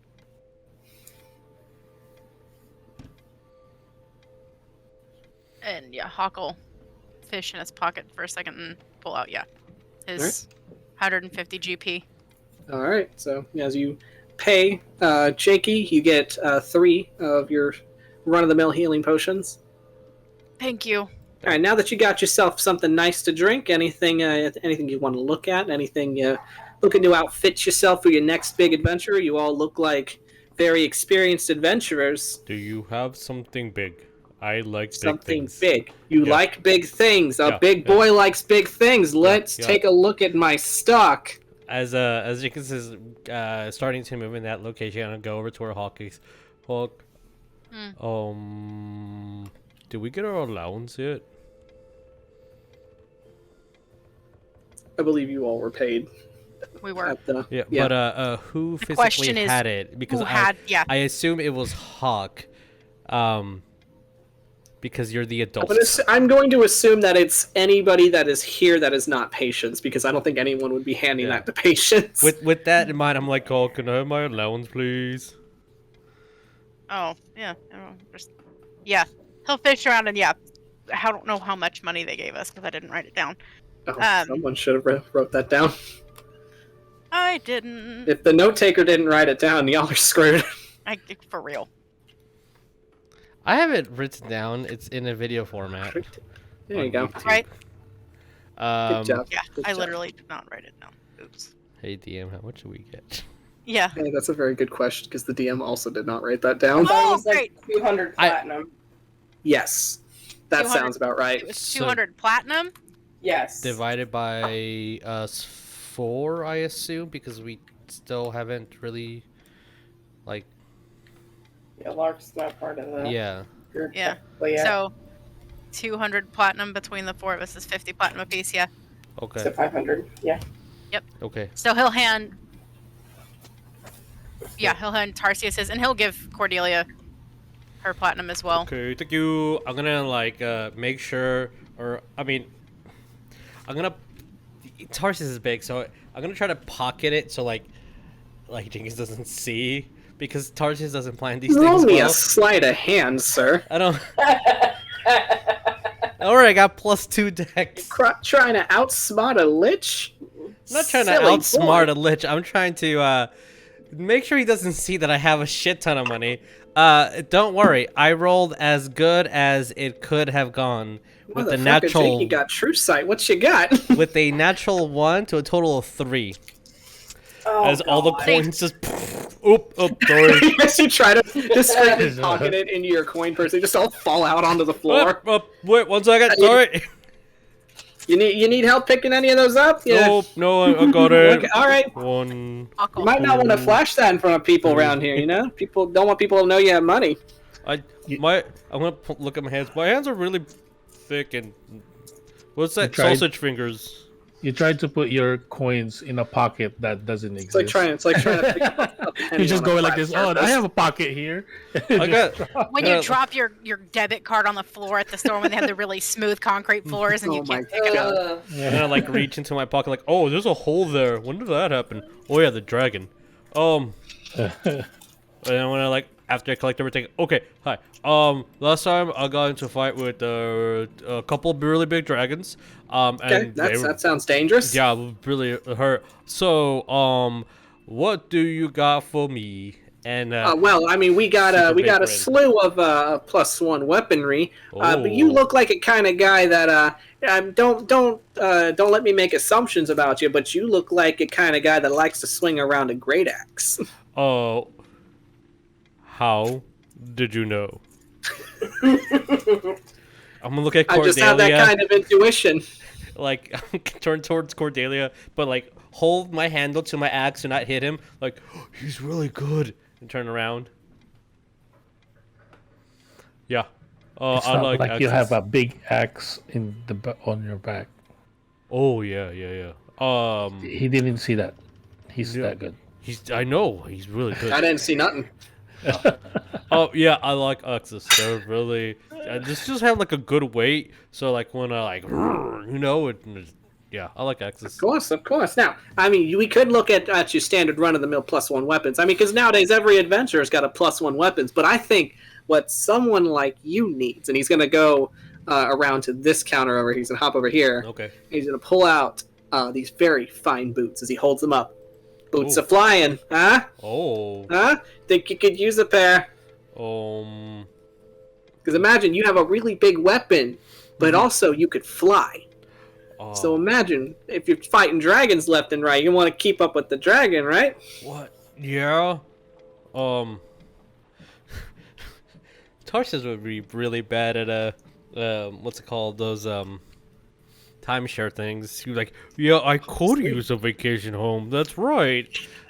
Never let Tarsius run into a pyramid scheme. Never. No, poor guy. I could be Gold Star member in just a week. If they sell enough, you could get at Pink Cadillac. He would. Wait. Okay. I'm gonna remember what Chadington said, and he said never buy on the first thing. Always look at all your options. Oh, but this Okay. is the second thing. I showed you some +1 weapons over there. That was your first thing. That was. That was. Oh This my is God. the second thing. But if you want a third thing, I can give you a third thing. Yes, please. All right. He's gonna run. He's gonna kind of pull. He's gonna go over to this case over here. He's like just leading you around the whole shop. Yeah, just following around. Now, I'm just working you up to this. Now, tell you what, Yeah. What if I propositioned you here? Mm-hmm. The boots are nice, but you look very dashing in that cape, and I think you pull off capes very, very well. Thank And you. he's going to pull out wings of flying. Huh? You get your own wings. They look like bat wings, and he's going to like kind of raise them up and down. I could have wings. You could have wings too. What? Boots and wings? Wait, no, one or the other. I mean, you could do both if you want. I mean, if you want to accessorize, look real nice. Wait, how much is each one? All right, the boots. Boots are gonna run you about. For my price, I'll give you 2,000 gold. How's that sound? The wings are flying. About 4,000. Okay, that sounds like a lot of money. Okay, what else you got? That's all perspective. Perspective is my pockets right now. I mean, we could always open up a rewards program. If you join in on our store credit system, you could probably get a discount. How? A very, very small fee. How does that even work? Oh my god. Oh, well, the credit. If you join in on our credit system, you give me just a tiny sliver, tiny little itty bitty portion of your soul, and then you get about like a 30% discount. There it I is. was gonna say that it was like just a little bit of your soul, please. Hawk, you're gonna hear him do that, and Hawk's gonna like, and like shake his head. I can't give you that one. There's already a big Minotaur who has that. Sometimes he haunts me in my dreams. And he lives in a labyrinth. Sounds dangerous. Yeah, so I think that it will be in everyone's best interest if you don't take that, because I don't think that it'll be good for you to fight him. I got anger issues. That's fair. That's fair. Yeah. Tell you what. Let's forget about the wings. Forget about the wings. Forget about flying. You've got your own thing going. I respect that. Like Tarsius like already forgotten, but in the back of his mind, like, man, I really wanted to fly. So Minotaur, right? You like to smash stuff? That's your thing? Yeah. All right. Consider this. And he comes over to this case as he holds up a little ring that has a little ram on it. Ring of the Ram. It's like not even anything similar to the horns he has. They have horns. I have horns. Oh my god. It suits you so well. You're accessorizing so wonderfully already. Oh my god. Okay, and then he's gonna be super excited. Like, all right, what about this one? Just tell me everything. All right. Keep your metaphorical shirt on. Oh, okay. Oh yeah, I forgot to wear one. All right, this. I got a few things. But this one, this is the one that all adventurers try to make a grab for, and he's going to reach in to the case, and he's going to pull out this little velvet sack, and he's going to open the velvet sack and pull out a deck of cards. So he's going to hold them up to you, just like, huh? Very nice, very magical. Well, I can't really hit things with it. I'll pass. Yeah, but consider this. Each card has a magical effect that you could use. You draw the card and something really cool happens. Well, I'm going to... center up. Well, I have to let you know that I am a wizard in training, so I'll be able to do my own. So you need these cards, right? No, I'll be able to do my own magic soon enough. Hawk is saying no. Cordelia was like, no. Hawk would like to know when he became an irresponsible adult. He would like to know. I mean, Cordelia got talked down to buying a sword. Yeah. I'm gonna look at the +1 swords or axes. This is gonna be one of my cheapest wondrous items. It's at about 1,800 gold. You can't get these anywhere else for this price. Yeah. You can't get these anywhere else, actually. Yeah, you really can't. No, it's okay. I mean, I kind of just want to smash things. Like, I mean, I'll think about it after like we save the world and stuff. And I can get. What if these help you smash things better? You know.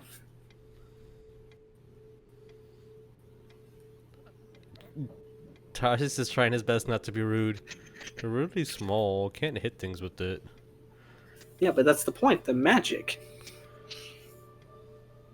Just gonna step in. It's just I don't think we have the money for that, right? Oh yeah, also that I was just taking physics, so like it's just a piece of paper. It's But- a magic piece of paper. I mean, you're studying to be a wizard. You'll learn Yeah. that magic, tiny packages can have big surprises. Yeah, Cordelia does hit really, really hard.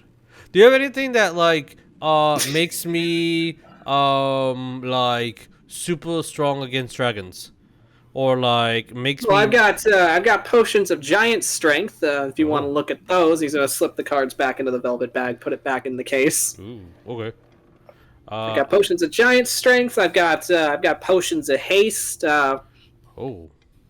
I mean, if you're trying to lowball me here, I also have bags of holding. If you guys just want to stock up on bags of holding, Hmm. so I'm sure there's always one person in your party that has a bag of holding, but I know it's probably not you. It's true. not. I have everything I own on my back. Imagine how much stuff you can keep in a bag of holding. Oh no, I might lose it. You sure it's only 300 gold? Yeah.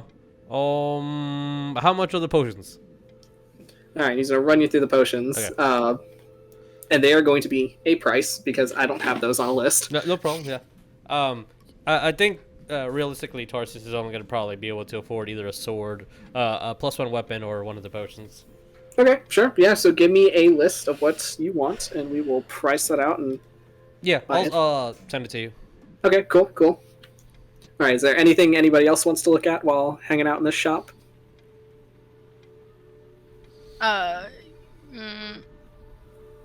Hawk would be like, "Do you got anything for You got anything to make me a little less squishy?" A little less squishy, like armor. I mean, Yeah. there's a blacksmith out front if you want to get armor from him. I don't do armor unless it's like super enchanted.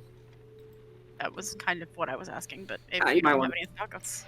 Yeah, I'd say talk to the guy off. Are you sure you don't want a bag of holding? And he's gonna like kind of jiggle it at you, just jostle it. I bought this one used, so you never know what's inside. Hawk's non-existent sense of self-preservation is like, used, huh? We don't know what's in it, huh? Mhm.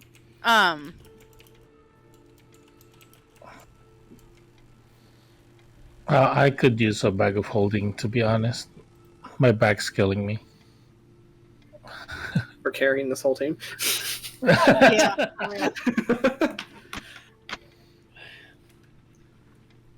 So if you bought the bag of holding, that'll be about 300 gold.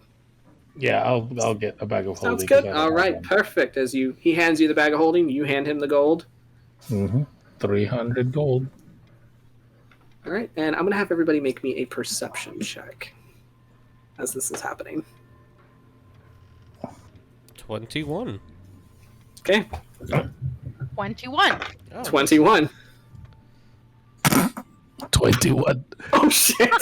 dope. Wow. Okay, so as you know, the payment happens. Cordelia, you fix the bag of holding around your shoulder. Yeah. And as you do that, you feel the bag kind of move slightly, like on its own. And you watch as the flap just kind of slowly slips open. Wait. This is a bag of holding? I'm gonna need you to make me a strength saving throw. I promise you the DC's super low. 24. 24. Okay.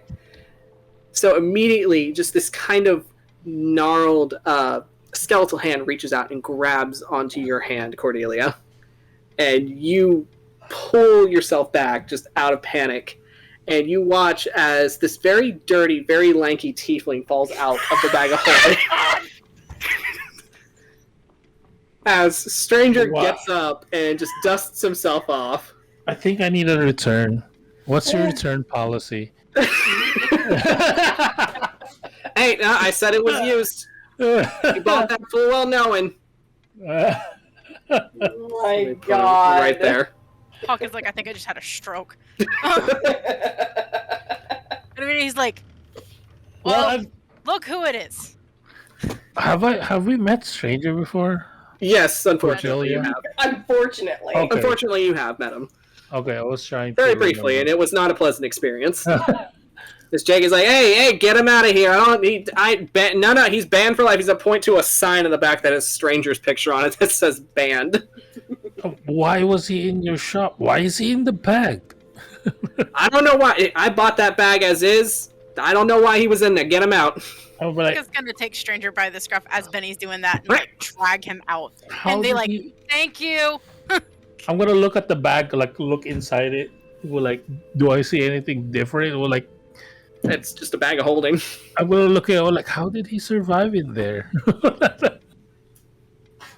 I had a very complex system of survival, and he's going to pull a straw out of his pocket. That's how he breathed in the bag of holding. Straw out of the bag. Stranger is a cockroach. Absolutely. Well, thank you for your business, I guess. Then I guess Please I'll come again, except for him. Don't bring him back here. I'll kind of be standing next to the door, but not really out because I'm waiting for Tarsius. But I am checking the bag of holding if there's anything or anyone else. I will issue a list of things that are in that fun little bag. Oh my god. Lovely. No. Pickles and cheese. Honestly. Ew.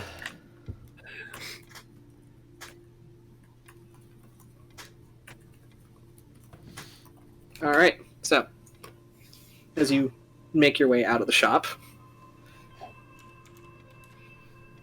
so I will put you back on the forge. A stranger just kind of like dusts himself off as you're still kind of carrying him out, Hawk. I'll put you guys all right here.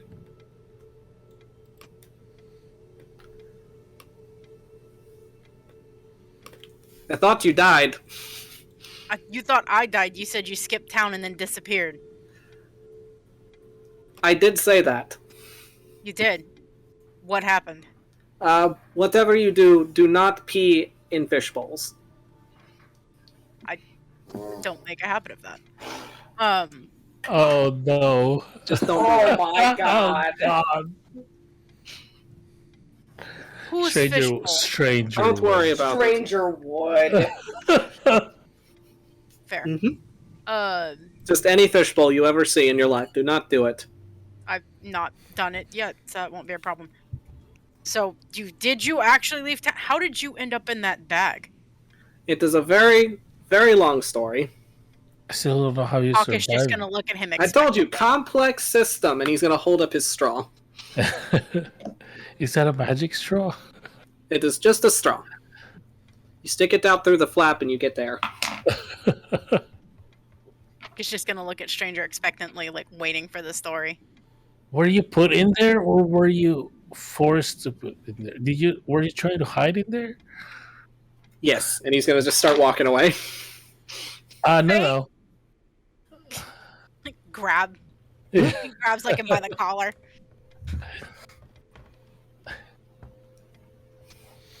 So where did you go? Where's my explanation? Where did you go run off to? I left you a note expecting you to be right where you were, and then you were gone. I left you a note before I left. You expect me to just find a note? Do you even know where to put my notes? Yes, in the greasiest, dankest, nastiest part of an alley. I am completely insulted that you would think that that is where I would go pick up a note. Is it not? I'm not saying that it is not. However, I think so. it's not where I'm always going to be. You have to know. We went to the Sea of Moving Ice. Why? Trying to stop the cult from bringing Tiamat. Trying to get a mission. Fought dragons. Almost Oh, died. that's still going on? Oh, yeah. I called Tiamat a bitch. Wait. Yeah, she wasn't happy about that. I thought she knew. You think people would know, but then they get very upset when you actually tell them to their face. Right. Like, oh, excuse me for not knowing that, your insane plot for world domination and the downfall of man is, whatever. But yeah, that's where we went. Sea of Moving Ice. Dragon fight. There was a kraken. That's terrifying. Don't recommend.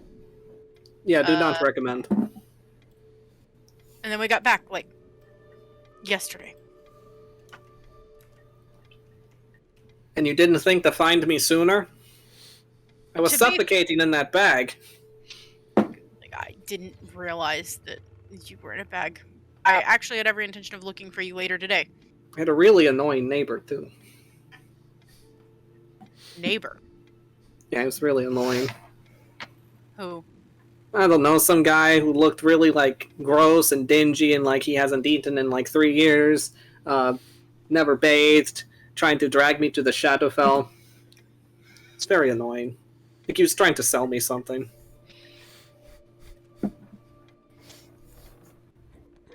Okay. Some kind of man in a bag. Some kind of bag Some man. dude in a bag. Well, I guess that's fine. Well, I mean, yes, I'd have gone and looked for you. I don't think I would have looked for you in a bag of holding. I'm not gonna lie. But you're okay. You're alive. That's good. When you One told me will you had look- to skip town, I didn't even think that you might survive that. No offense. It's like no one will look for anyone in a bag of holding. I like That's the way nice. she thinks. That's very smart. You should keep thinking that way. Yes, You should Clever. always listen to her. She's the smartest one in your group. that's probably definitely smarter than I am. That's Anyway, why do you look like someone kicked your hamster? because I had my hamster kicked. No, I don't. Emotionally or physically? Right now, physically. Okay, because emotionally it looks like your dad hurt your feelings. Hawk is just gonna look at him. Like, if like we're not saying anything, but if looks could kill. I mean, you looked like you decided to just up and go home one day. Did you actually do that? No. You might want to. I don't know. World is ending. Not if I can help it. Besides, it's not like that's a trip I could have made that quickly. Tarmish isn't that close. What, you can't magically fly or teleport or anything? Do I look like a wizard? No, you're not smart enough to be one. That is not true. And it's surprising that you are smart enough to be one.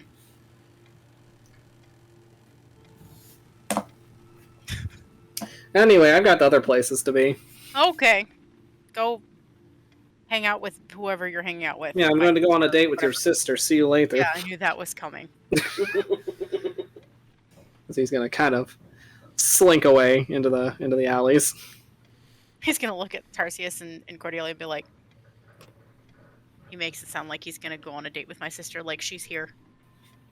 She's in Termish. Alright, I'm going to need everybody to make me a perception. You have a sister? I have a little sister. Are you sure she's not here? Shouldn't be. He smelled like pickles. It's very weird. Dirty 20. 30-20, okay. 17 for Tarsius. You said perception, right? Mm-hmm. 24. 24. Alright. So you all, as you're all talking, and Stranger just kind of like slinks off into an alley like a feral cat. You see a very familiar hobgoblin just kind of like hanging out at the front of Jakey's shop. Just kind of looking very nonchalant as he kind of looks around. So he looks over and he sees you first, Hawk. Just, oh, hey, come here. Got something to say to you. Donnie, was it? Yeah, Donnie, Hawk. Nice to see you again. He'll reach out and shake his hand. And he's gonna shake your hand too. Very strong grip. It's like, listen, I know this is a little forward of me, and I don't know if you heard the word that I am nominating myself for a seat on City Council. Yeah.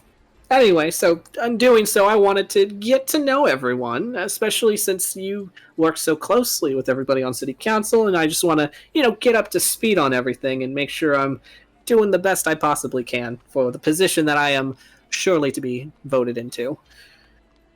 And I was hoping all of you, your little adventuring party, would want to come to dinner over at my place. My wife, Connie, she puts together most lovely occasions. Cool. I mean, that's unexpected.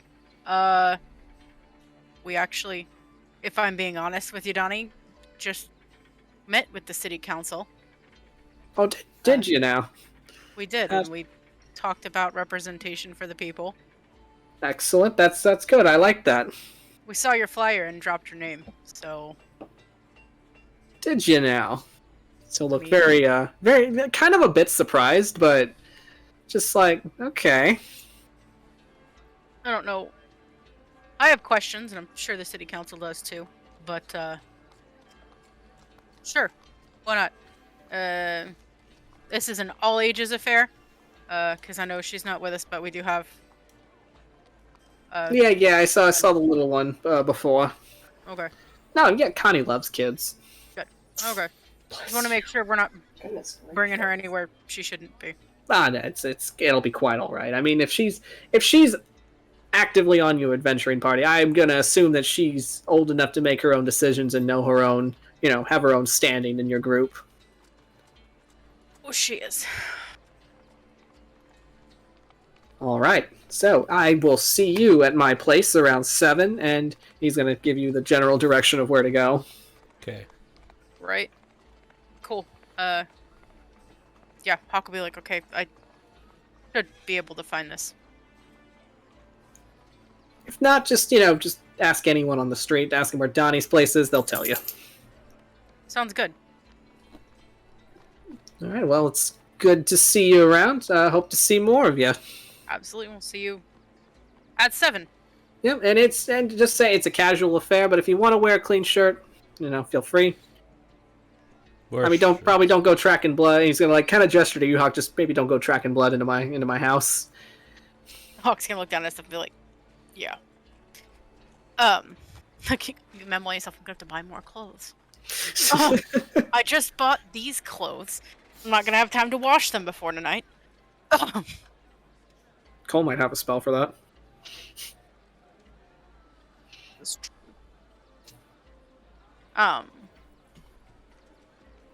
Yeah, Hawk will kind of look at Tarsius and Cordelia and be like, well, we've got dinner plans. Oh, okay. I'll wear my shirt. It's a very nice shirt. Guess I need to clean up. Is it a fancy dinner? You said casual, but, clean clothes. I'm covered in blood, so that's probably not the vibe. I'm covered in dirt. Uncle West usually doesn't care if I'm covered in dirt, but other people apparently need to clean up.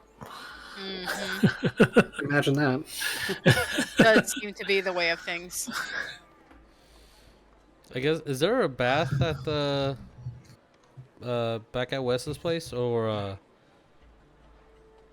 Yeah, I mean it is a tavern where Okay. people can stay the night, Okay. so there will be baths. okay, cool. Just making sure. All right, guess we'll do He that. has been I will say from his sponsors that helped him set up this tavern, one specific lord said there has to be a bath. People need to clean. All right, awesome. Hawk, or not Hawk. What time is it? So it's getting into the little bit of the afternoon. There's still some daylight left, for sure. As you'll hear Care kind of hammering away at one of his projects at the forge. Hawk's gonna take a deep breath and be like, all right. Let's do this. like I don't want to. Okay. You got this. Pat him on the back, and then the second pat would be a lot less hard because I was just excited. All right. It's gonna take me like 4 hours to dry, so I'm gonna probably take a bath and then go outside and just stand for the wind to do its job. Oh my gosh. Here's a hair blower. Yeah, I need the gust of wind spell. Carabao has that. As a magic item. As Tarsius has to spend the rest of the afternoon blow drying himself. Yeah, unfortunately, that's probably what he's gonna have to do. Lark, is there anything that you would be doing in the afternoon leading up to the dinner? No, he's just gonna wear his usual, and he'll just like kind of wander around until he eventually gets. Okay. All right. So, Hawk, as you go approach the forge, Care will stop his hammering as he looks to you. So, where would we like to start?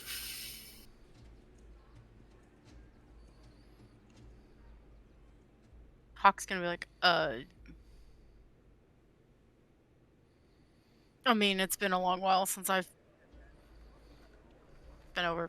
Well, I guess it's been 10 years since I've worked around or with a forge. So, refresh. Horseshoes it is. Great. As you guys get started on at getting you refreshed on blacksmithing. So you'll spend the better part of the afternoon doing that. Let me throw us back on this map. So, patience. Yee. As you have been spending the better part of the afternoon in the library with your father. As, of course, he has a card there, naturally. We were probably paying attention for the first 15 minutes of whatever book we had in. All right, as Cole would have been going through a lot of the reference sections and like pulling out like his a lot of like historical archives and just pulling book after book. Eventually, like he makes his way around to a section that pertains to like knowledge on dragons and whatnot. Mm-hmm. As he pulls a couple of books for you. Like he looks at them, and he's like, "It's a little too dense," and he just like goes to find something that's more suitable for your attention span. Can you give me the too long didn't read version? So you know how there are different types of dragons, yes? Yes, I was raised the past 5 years by a dragon. Right, of course. Right, so the mainly known ones are metallics and chromatics, but... And this one is a gemstone. Yes. But those have not been seen around these parts for quite some time. Mm-hmm. So any knowledge about them might be a little, sparse. I mean, it depends. You might have to find somebody to ask that is knowledgeable on gemstones. But from what I've found, and he's going to kind of pull out this one book as he kind of like peruses through the pages. So the gemstones each have their own forms of magic, much like how the metallics and the chromatics do. Mm-hmm. And the one that you're looking at is a topaz, and that seems to be to thrive on necrotic energy. I feel like as he's saying that, Patience is just reaching a finger out and just touching the As it's just zapping you ever so often. Yeah. It's like, yeah. Makes sense. Right. Please stop doing that. It's tingly. I don't think you should be holding that for very long. Maybe it'll get it to hatch. I don't know.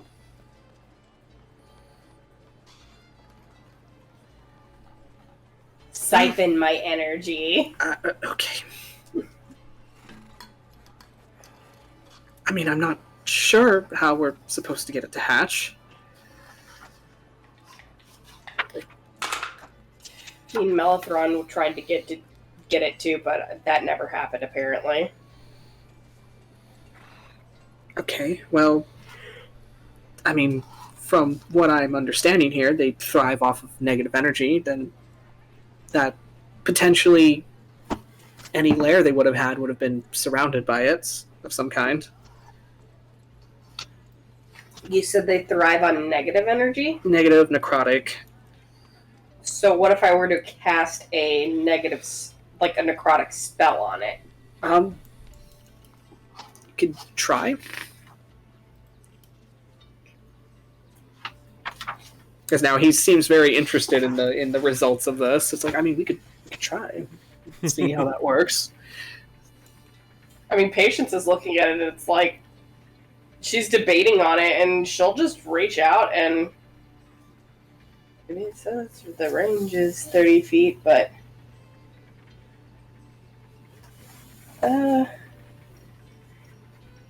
She'll just, like, get ready to, and then stop and just be like, casting Blight on it shouldn't kill it, right? Well, if it's necrotic energy, then no. Then she'll reach up and put her hand on it, and she's gonna cast Blight.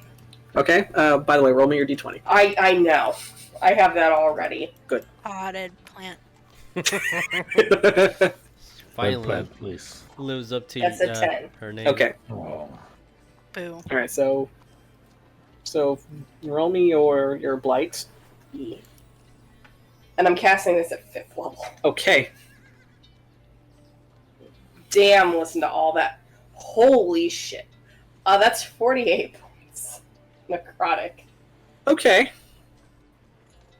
Please tell me I didn't kill. I'll be sad if I did that. So, you holding the egg in your hands as you Got a catch lot of blight, eights. and you watch as this kind of like black magic just kind of like encircles the egg itself, and you watch as it seeps into the gemstone shell, and then you feel the egg like move in your hands.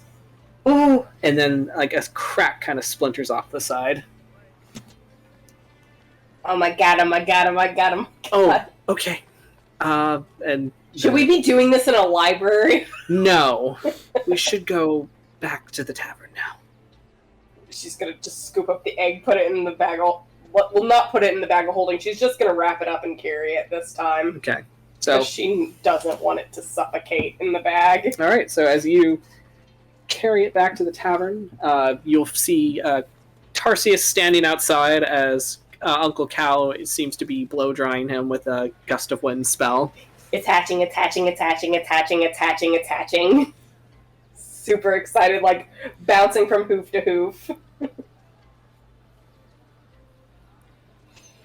So, She'll probably be saying that and then running past them into the...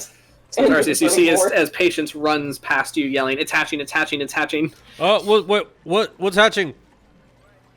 Baby.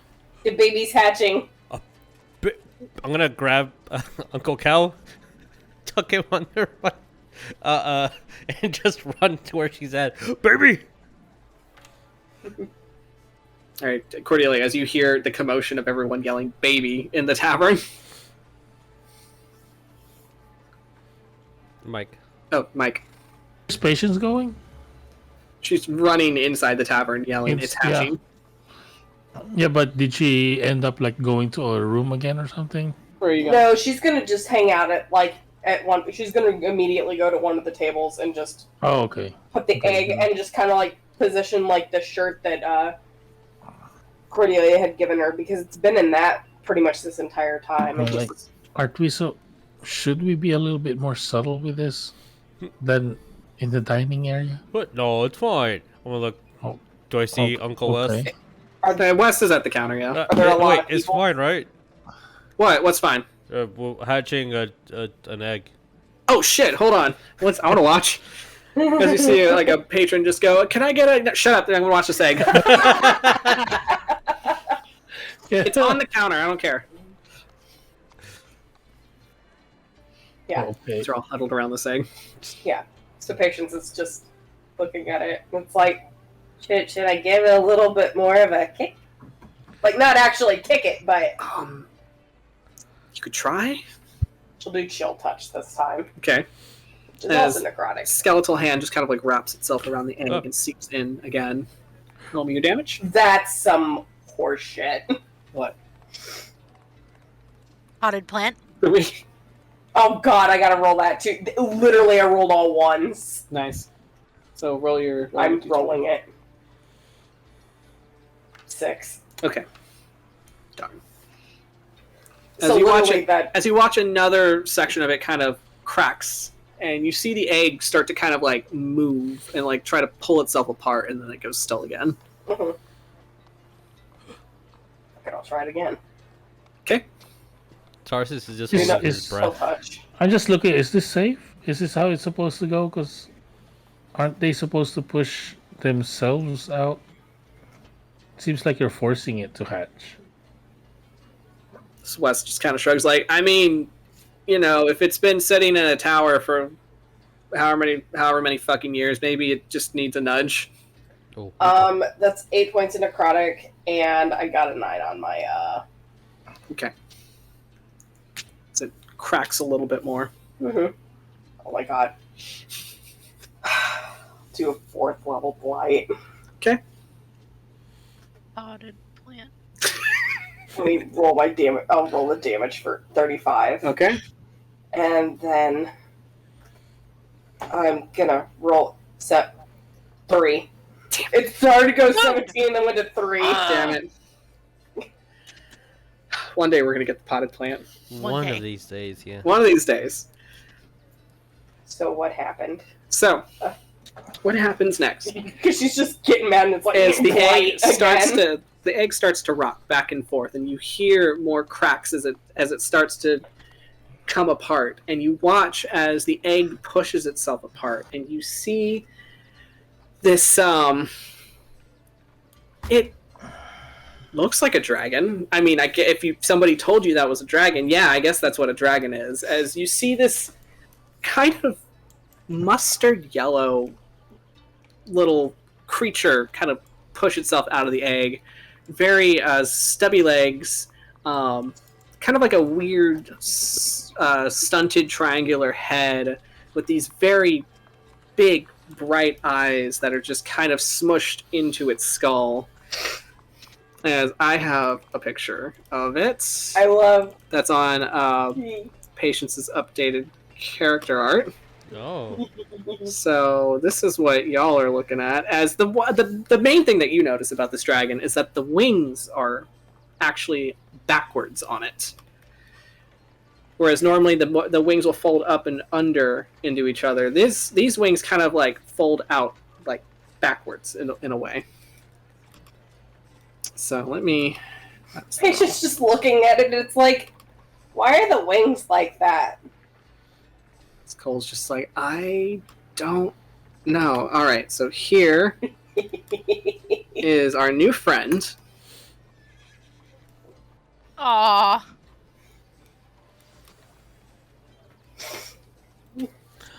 That's adorable. I'll move this over here so everybody on stream can watch. Look at that adorable. That's cute. As it starts to, it gives out a little squeak, and then it inhales. And when it inhales, you hear this wheeze of. It's just like Henry. It's basically what happens if you mix a pug and a dragon. You get a loaf of bread. I'm gonna look at the dragon like, oh, they're perfect. So it's just like, yeah, all right, and he just goes back to work. Patience is just gonna pick it up and just be like, your name is Gren, and I love you. Cole's like, are you sure about the name? Yes. Look at his little grin. As this dragon's mouth is like kind of pulled up into what looks like a smile, but it's just how its snout is kind of smushed into its face. So Look at it's it. Stitch. Yes. Cool. Yes, exactly. As you now have a new baby topaz dragon. I'm gonna look towards Patience and I'm like, can I be the godfather, please? Aw. Yes. Okay. All right. So, She's so super excited. as you guys spend the rest of the afternoon adoring this new member of your party, Yep. eventually the time comes.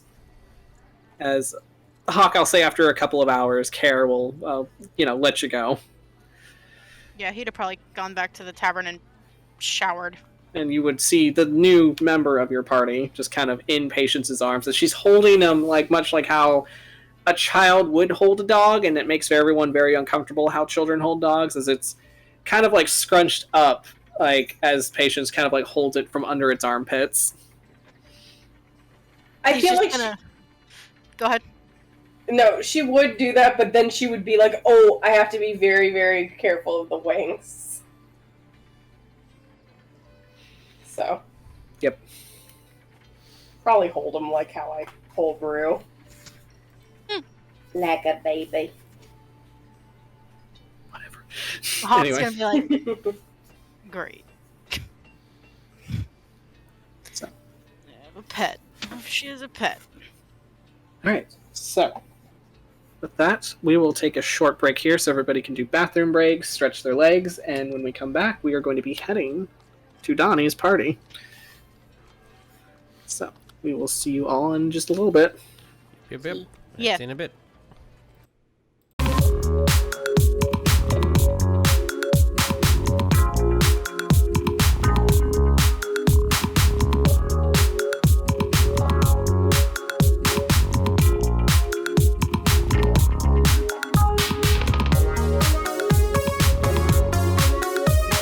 Total damage on this creature. Please. He didn't say it yet. 23. For this one, yeah, sure. How do you want to do this? Yay! Baby, sorry. So we use inspiration points. You got nat 20s. Yeah, Yes. make this hurt. Well, it will just as I scream the thing where I tell them to just they've done Get behind enough. you, yeah. They're good. They've done enough. Good job. Whatever. Good job. I will 3 flame orbs of flame just kind of like show up and they start Okay. spinning towards me, and then all 3 of them just kind of decided to combine all together with a big fireball. All right. Go. As they, I will say, there is a dark, gloomy shadow No. spreading through No. Camelot. No. And you start hearing flapping of birds throughout the city. You see a couple of ravens land, grotesque and large, with a couple of eyeballs. Very elongated, curved beak that they can barely open their jaw. And some of you swear you saw a woman with claws and wings fly around the city. God damn it. And you start hearing a few screams. There is a slight pain as you're done with your conversation, and you're still not with the group. Cross and Cyrus, you feel a slight pain in your chest as you both look at each other. And it might be that someone who is not done with you. Shit! You played with him. At the same time as this is happening, in the center of town, above the church, you see a large crack in the center of the sky. Great. 20, 30 feet above the church.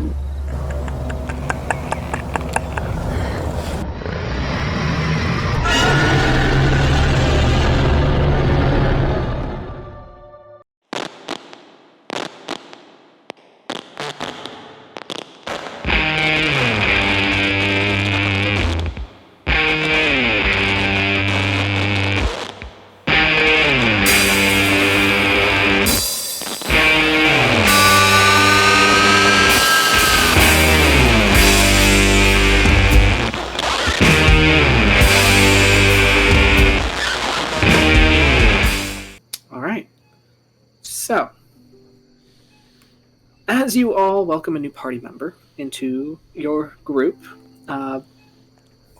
you get ready for this dinner event that Donnie has invited you all to. Patience has been made known of it, Uh-huh.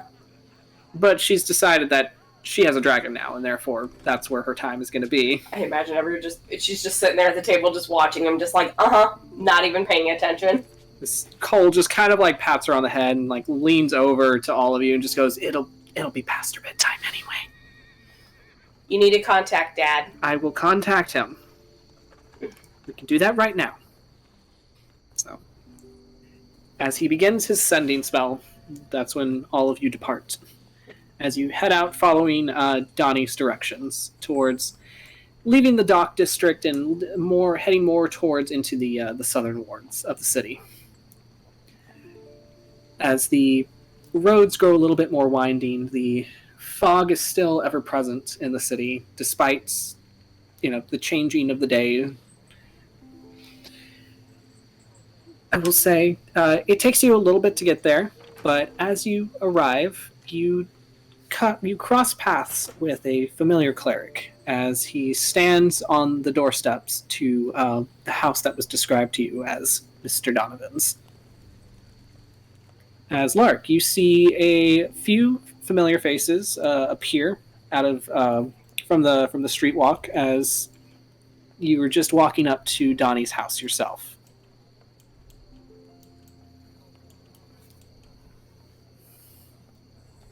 He'll wave. Do you all receive a wave from Lark? Like, yeah, Hawk will be like, good evening.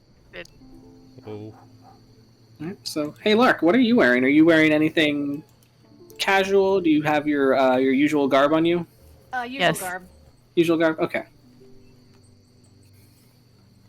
So, a little freshened up, still wearing the familiar priestly collar as well as your ropes, as like kind of across your arms, legs, and chest. As the door opens and Donnie immediately fills the walkways. He's like, hey, all right, everybody's here. Fantastic. All right, come on. Don't let me keep you out here. Come on in. Come on. As let me move us to a nice little aesthetic. Ooh. All right. So as he ushers you all inside, let me get our party music going. As you hear kind of like the small thrum of conversation as there's other guests milling about in the parlors. As you enter into... And Donnie's house looks like any other typical building. You see you would have seen the two iron sconces on either side of this black ornate door. As you walk into the foyer, and it's very cozy. It's definitely not something you would have expected of Donnie. It definitely looks like a place that his wife very lovingly keeps up. As you see, kind of like little doilies, kind of like on table ends. You see like very nice fluffed pillows and knitted throws. As Donnie himself seems to be wearing kind of like a nice like knitted cardigan over like a nice like shirt with like a little ruffle on it. And his signature gold chain still present across his neck. As he's like, all right, let me bring you in. I gotta introduce you to the missus. Yo, Connie! So he yells out from the foyer, Connie, we got more guests! As he leads you into the kitchen area.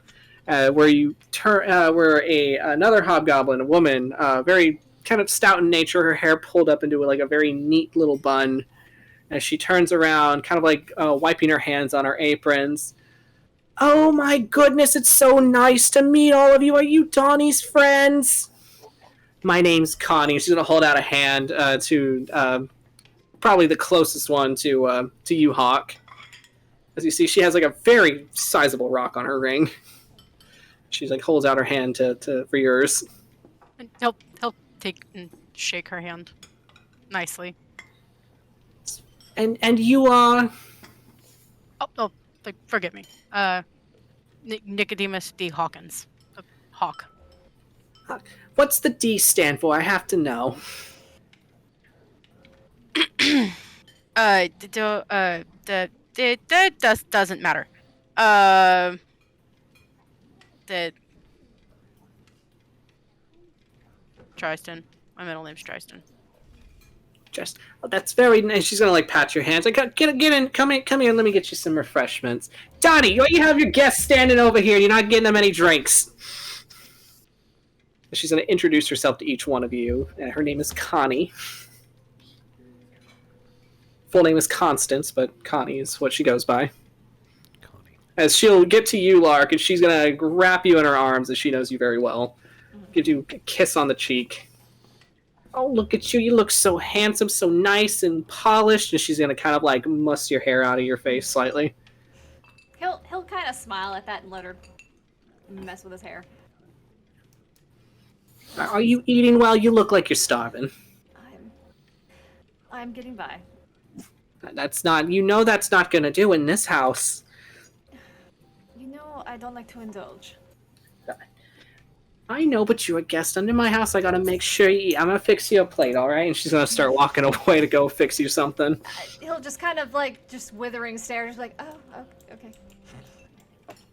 As Donnie will come back around, he kind of hands each of you like a nice like goblet of wine. It's like, so yeah, you can mingle yourselves around if you want. If not, I'm always here to entertain. Sneeze. As you're all kind of standing in the parlors, there's kind of like a few sparse guests kind of around, kind of like talking amongst each other. Every now and then, they kind of some people kind of like look you up and down, but then they go back to their conversations. So what do we all do? Be very awkward in the corner. Probably like 5 minutes before we actually arrive here, I was scuffling down some like tortillas or bread because as I know many people in the army or the Marines, like it's a lot of mess. I gotta keep eating. So and I don't want to be rude and overeat here. So I ate more before I got here. Just like standing, trying not to be in the way, ducking my head a little bit from hitting the ceiling, maybe. As Connie will eventually come back, she gives Lark his plate. As she looks over to you, Tarsius, be like, "Are you hungry? You look hungry. Are you?" Yes, ma'am. Oh. She's gonna go fix you a plate. She brings something back for you. Oh, okay. And it's gonna be like a nice little fixings of like you got your meats, you got your cheeses, you got like fruits and all that. I'll eat everything, and then when no one's looking, slip the meat to Cordelia's plate. All right. Hawk sits there and he's handed that glass of wine and he's like, he looks at Cordelia and Tarsius and be like, I'm not old enough. fair. He'll just put it down. While I'm doing that, I have my plate up. The snakes are just like nibbling on the meat. Connie's just like, "Oh, I love your hair. How do you maintain it?" Very carefully.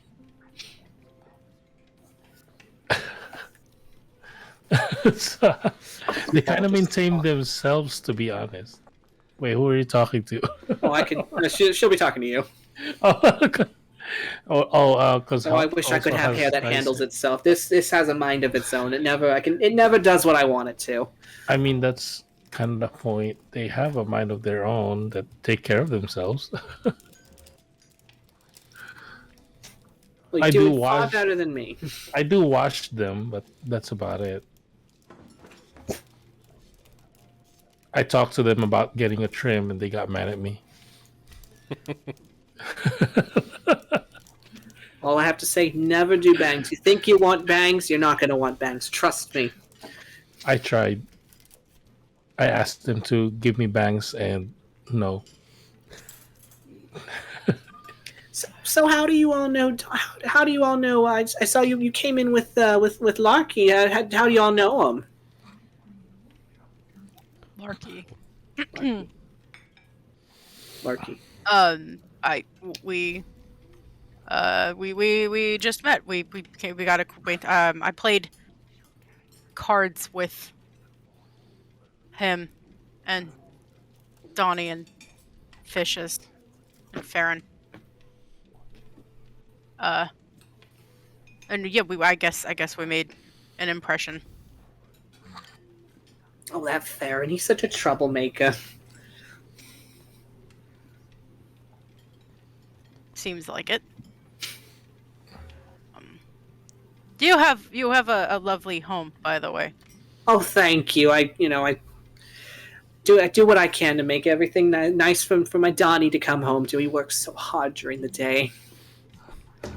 Tarsius seems like, we're lovely. I mean, swallows it. I mean, very lovely, ma'am. Oh, you're so sweet. So do you entertain often, or? Oh, as often as I can. I mean, Donnie always has friends coming around here.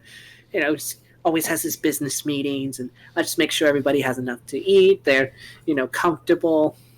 Well, it's a lovely home. It's your home, right? She's just gonna kind of just wave her hand, just like, oh. Now you're just buttering me up.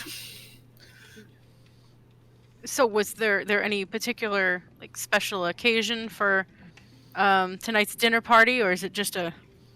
Oh, Donnie's doing it's his whole.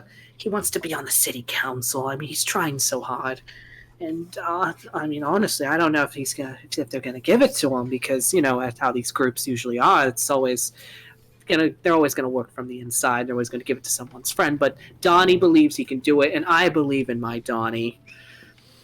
So he's just wanting to, kind of get to know people and, let them know what he's about. So there's a few faces here that might be a little on the upper end of things. I mean, I don't know, Mr. Donnie, but if he's friends with Uncle Cow, I feel like he's a good person, so maybe we can vouch for him if our words matter in the council or anything. I'm gonna whisper something to Cordelia and then say it out loud. But I wanted to get your approval first, and then fuck it, I'll just say it out loud. I'm just gonna say, when you whisper it to me, well, do what you want. You're an adult. Okay. You should make buttons so people can wear them, and it says, "I believe in my Donnie." I think that would be a very good campaign strategy. Roll me a persuasion. All right. Oh yeah, I forgot. I got that trained. Whew. 19 plus 5, 24. Yeah. You watch as this spark hits her eyes, and she's just, that is such a great idea. I need to go tell my girls in the knitting circle. And she's gonna go kind of trot off into another room. I could be a campaign manager. You're doing great. Gets the second So plate. you're all left alone to your own devices for a moment. Yeah, as soon as no one's looking at me, I'm gonna grab a second plate. Okay. Are you gonna slide off the meat again? Yeah, I'm sliding off the meat, and now this time it's a Hawk's plate. I feel that we've hung out enough and eaten enough that this isn't out of the ordinary for Hawk anymore. Nope. Hawk, what are we doing right now?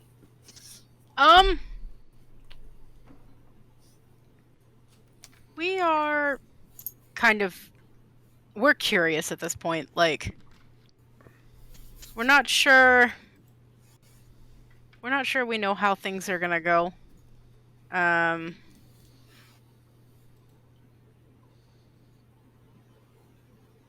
He's gonna probably kind of spend some time mulling around and just kind of people watching for a little bit. Okay. And see if he sees anybody Connie said that, we might see some higher up people and stuff, and just see if he recognizes anybody that's around or. All right. Yeah. All right. Go ahead and roll me a perception. Oh, there it is. And while Hawk's rolling perception, Lark, is there anything in particular you're doing? He is just kind of picking at the food on his plate. He doesn't eat much of it before he just sets it down. Okay. Just find the one, kind of find the one end table with the potted plate, and just kind of hide the plate behind.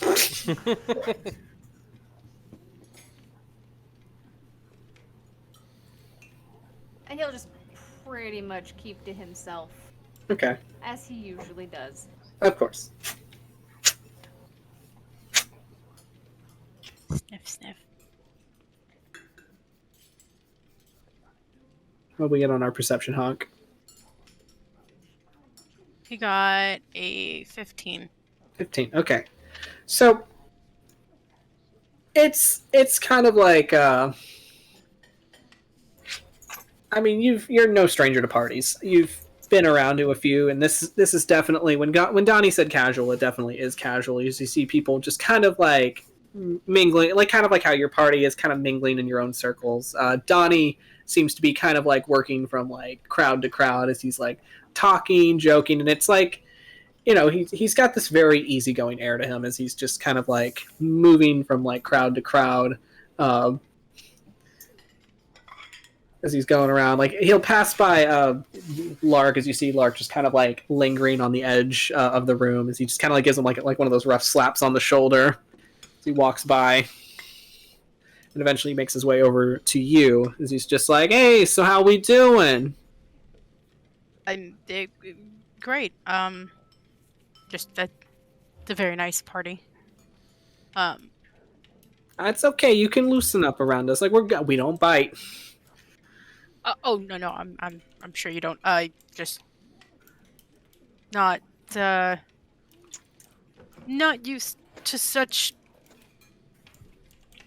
I find that this is the second time in not that long that I've been in a very nice place where this isn't what I'm used to. And does this working with the council not take you a lot of places, or they not host a lot of shindigs like this? I mean, to be fair, the group that I travel with is I'm still pretty new too. So I've only even really met any of the council people twice. Yeah. I'm not from a big city, so we don't have a city council. Oh no, where are you from then? Termish. You're a long ways away. Yeah.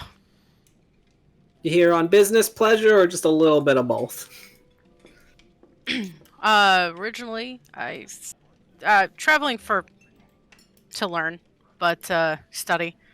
But I ended up in Waterdeep. Just on a break. I travel alone most of the time, so it gets kind of lonesome. And I kind of, when I come across the bigger cities and things, take some time to relax and recharge my social batteries, if you will, or my social spell slots. Yeah. I met the group that I've traveled with, and I'm kind of rolling with it. Haven't been back to Termish in years, so.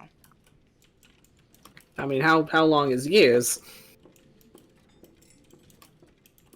Hawk is gonna sit there and like 10 years.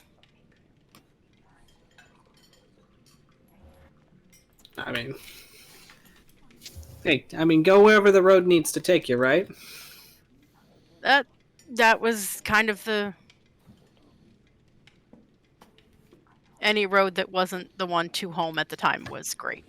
Yeah, I mean, hey, I got you. My buddy Lark, he's kind of from out that way as well. Not Termish though, but around that area. Oh, I think it's Cespeach, Cespesh, one of those. I can't remember exactly what it's called, but one of those. Suspect. Yeah. That's Hey, you got it. Suspect. Cespesh. Yeah. Yeah, that. Yeah, I know where that is. But yeah, Termish is like right on top of that. Kind of.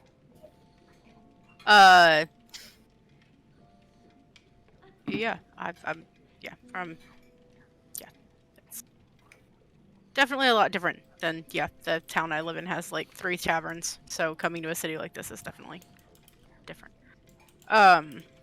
So, Donnie, tell me about you. Like, what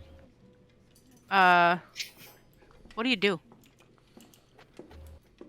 I If mean, you don't what do mind you asking. want? I mean, well, what? That's quite a broad question. Like, what do I do? Hobbies? What do I do for work? What do I do on a Sunday? Work.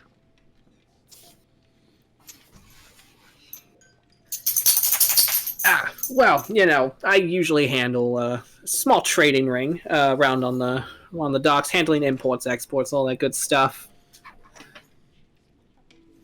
Interesting. Yeah, you meet a lot of fun people that way. Yeah. Well, I guess ports. Whenever all the different. That's not a bad place to meet people. Oh, definitely not. And if you get around a couple of guilds, then that's how you know. That's a good foot in the door to get to know people, get to find some good resources, and make friends. Yeah. Guilds. What? We're looking into the. So. What? Like. Sir. Right. Don't mind the dog.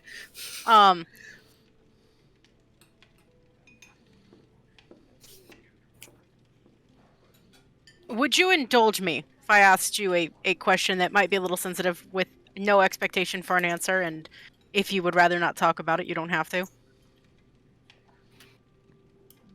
Well, that's very, very specific and sudden. No, okay. So we talked to the council. I did tell you that we had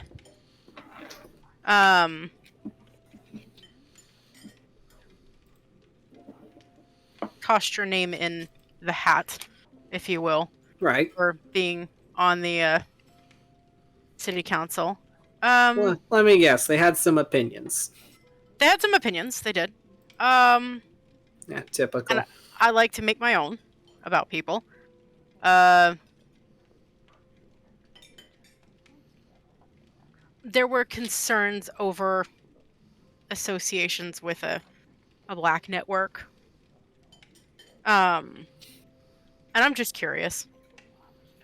But, I mean, did they have any need to be concerned about involvement with that? And is that something that if you were to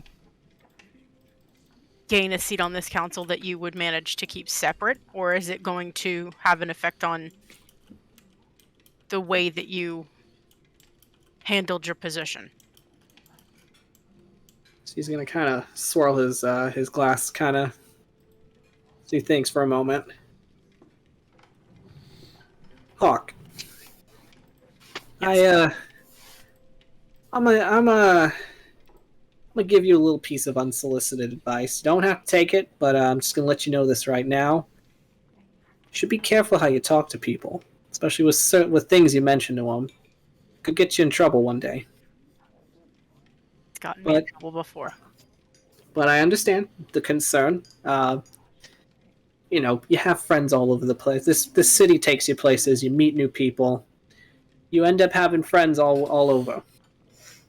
And so having some association with some people, what they do in their own time, that's their thing, right? Mm-hmm.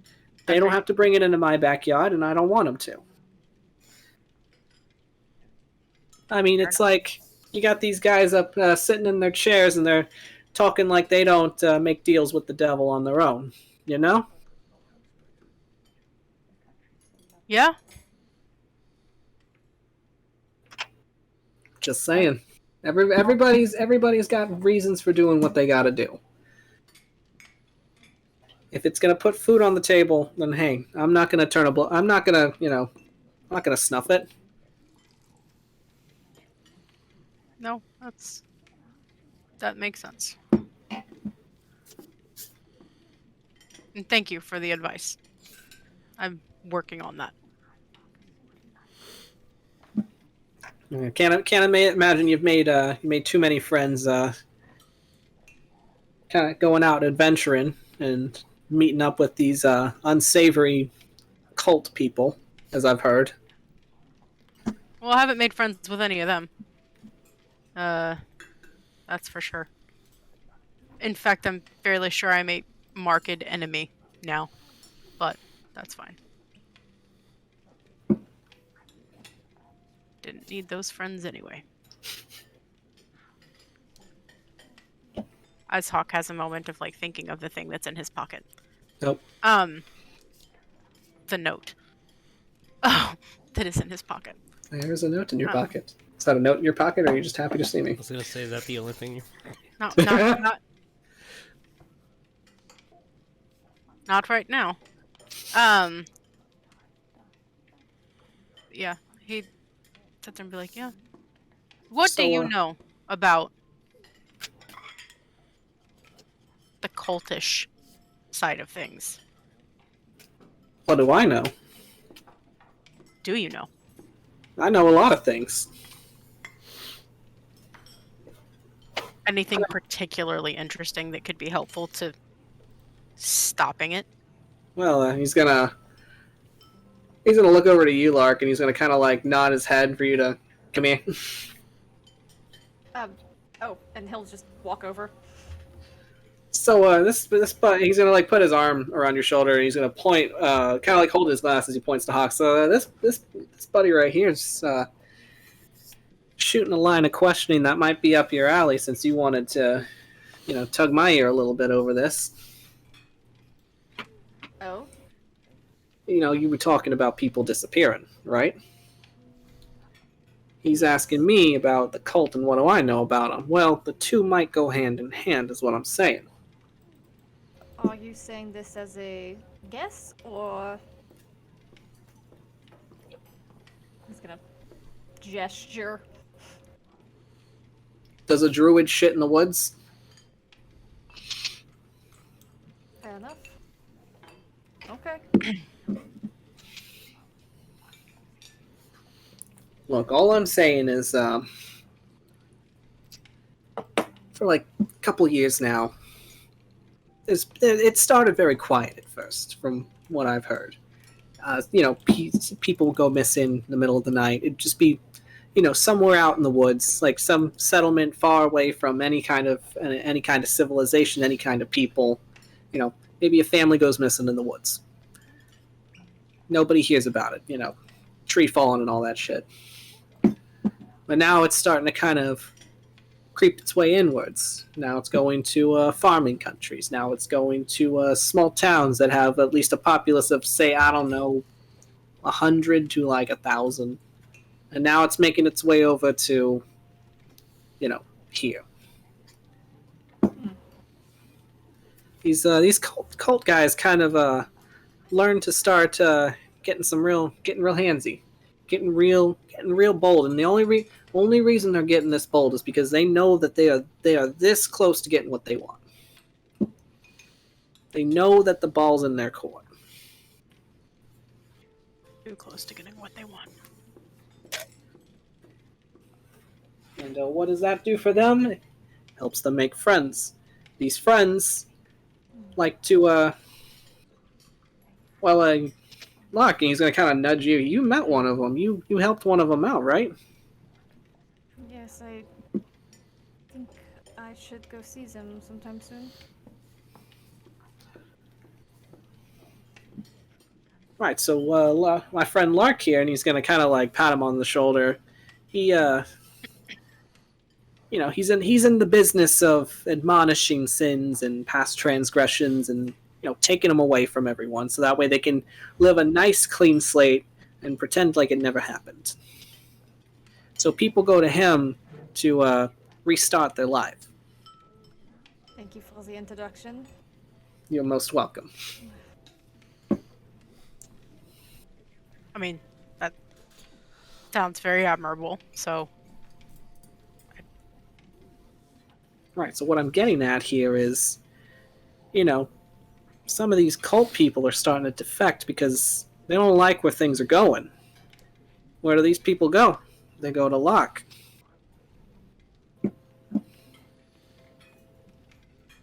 Lark. I may have something you can help with if you would like to. Of course. How do you feel about traveling? I'm not opposed to it.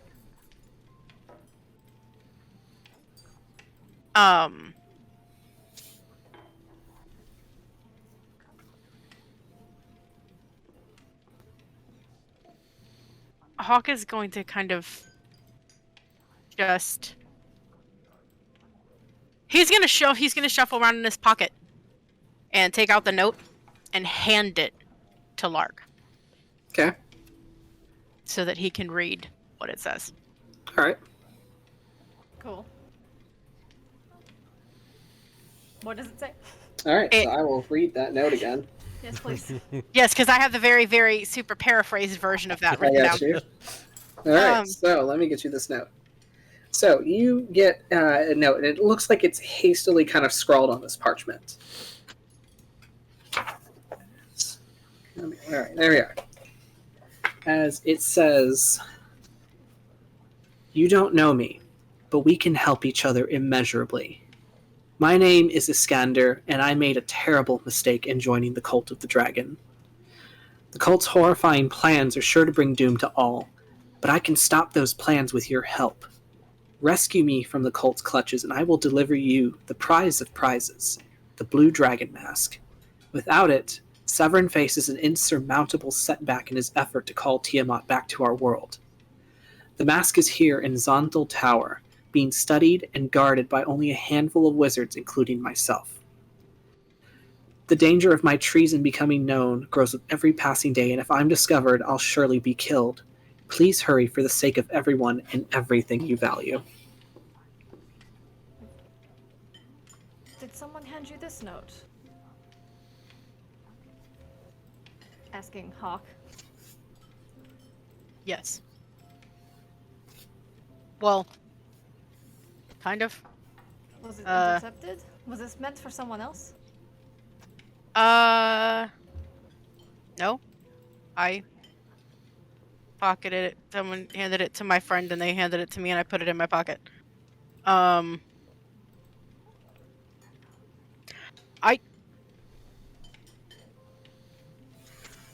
Truth be told, don't really know exactly who the target audience for this is. I just know that it's fallen onto our plate and that we're in a position to help. Or try, at the very least, is the plan. May I take this to my friend? You can come with if you'd like. I intend to give it back. I just want to know if my friend knows who the person is. I mean, I'm curious. I'd like to know, if you don't mind my tagging along. That's fine.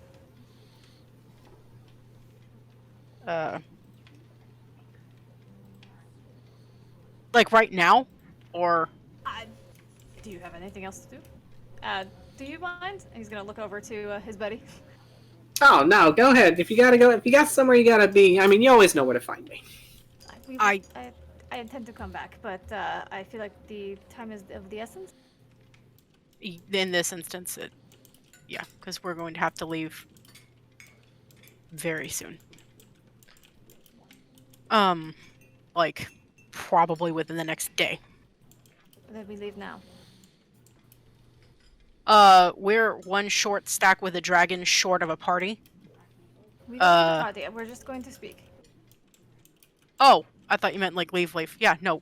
Yeah. Give me just a, just a second. He's gonna like scuttle as best as he can back over to Tarsius and Cordelia and be like, so you remember the note Janva gave you?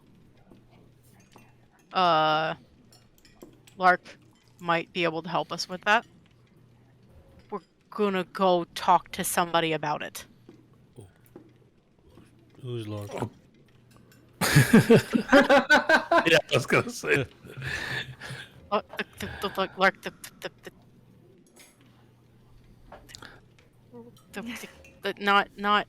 not Donnie, the cute one with the horns.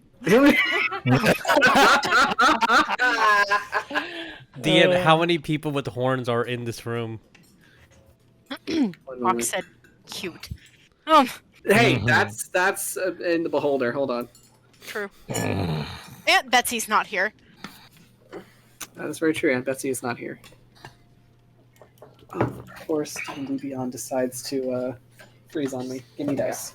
That means that Yeah, but there is no one else Oh, are you sure about that? I believe there's one. except Tarsius. There's at least 11 people here with horns. The one standing by Donnie. Oh, okay, thank you. Which one's cute? I don't know what that word means. It was like, do I need to talk to you about this again, Tarsius? I mean, like, everyone's cute, I guess. Like, I mean, if you're really cool, if you're, like, really smart, if you know how to paint, all those things equal cute. Right? Hawk is, like, backing away while they're having that Like discussion. ball, and they have cat ears and a cat tail. Yeah. What was her name cat. again? Ferris. What was her name again? Ferris. Ferris. I'm just gonna look at Tarsius and like, Ferris. Yeah, she's really cute. She has, like, cool imagination. She has, like, cool clothes and, like, It's so- her you're so tails, cute. like, really dull. And, like, she has, like, little powders on her cheeks. Like, that's really cute, too. Yeah, see, Ferris. everybody's cute. Yeah. One day it'll Hawkins sink in, disappeared. but not today. Not today. Well, if he's willing to help us, then yeah. I mean, he's friends with Donnie, and Donnie's friends with Uncle Kyle, so I think I can trust him.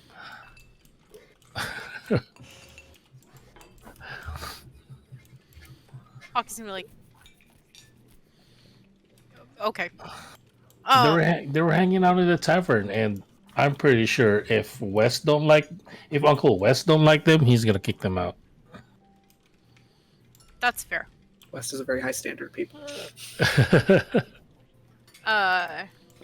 If they're not nice people, they're not even gonna come in the door. Very I'm true. just, I'm pretty sure there's a no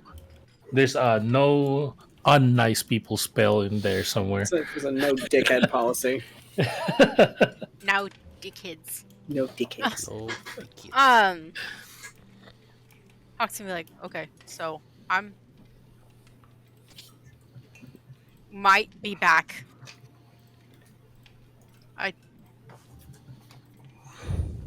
If I'm not back in like an hour or an hour and a half or whenever y'all feel like leaving, that's fine. Don't wait up. I will be perfectly fine. should we, wait, what? He still look like he's been beaten half to death, but it's fine. We're going? Huh? Are we staying? Are we going? Are we staying? I mean, I don't know where we're going, and I didn't know if being the upstanding children of fancy people who know how to talk about fancy things. I don't know. Hold on. And Hawk will like scuttle back over to Lark and be like, "Can the other two come, or is it easier if there's just less people. It's fine. They can come if they want.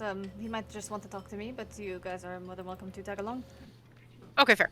I'll just go back over again. Like, you're welcome to come, you're welcome to stay. It's up to you. Do you need is this a dangerous place? Do we need I have no idea, but my lack of self-preservation says that it's a good idea, so... How bad can it be? I highly doubt there are 3 dragons and a kraken anywhere in this city right now. You never know. You say that. And Hawk walks outside. I was wrong. Opens Stuck door. on the sewers.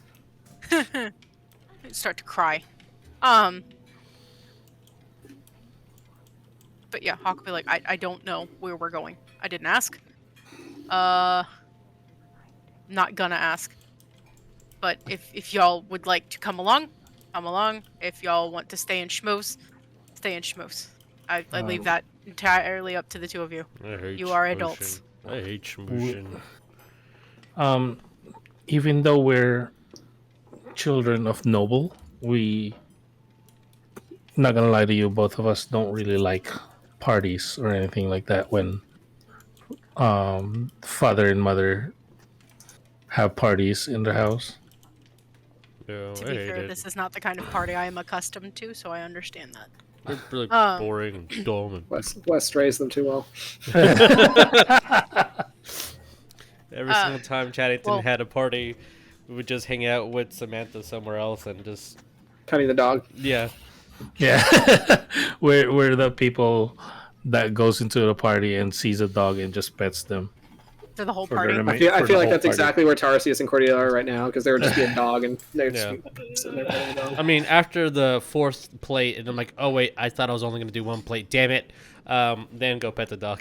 You will find that there is an exorbitant amount of food for this party. Like good. Connie knows how to turn out. Yeah. But She cooked for the whole army.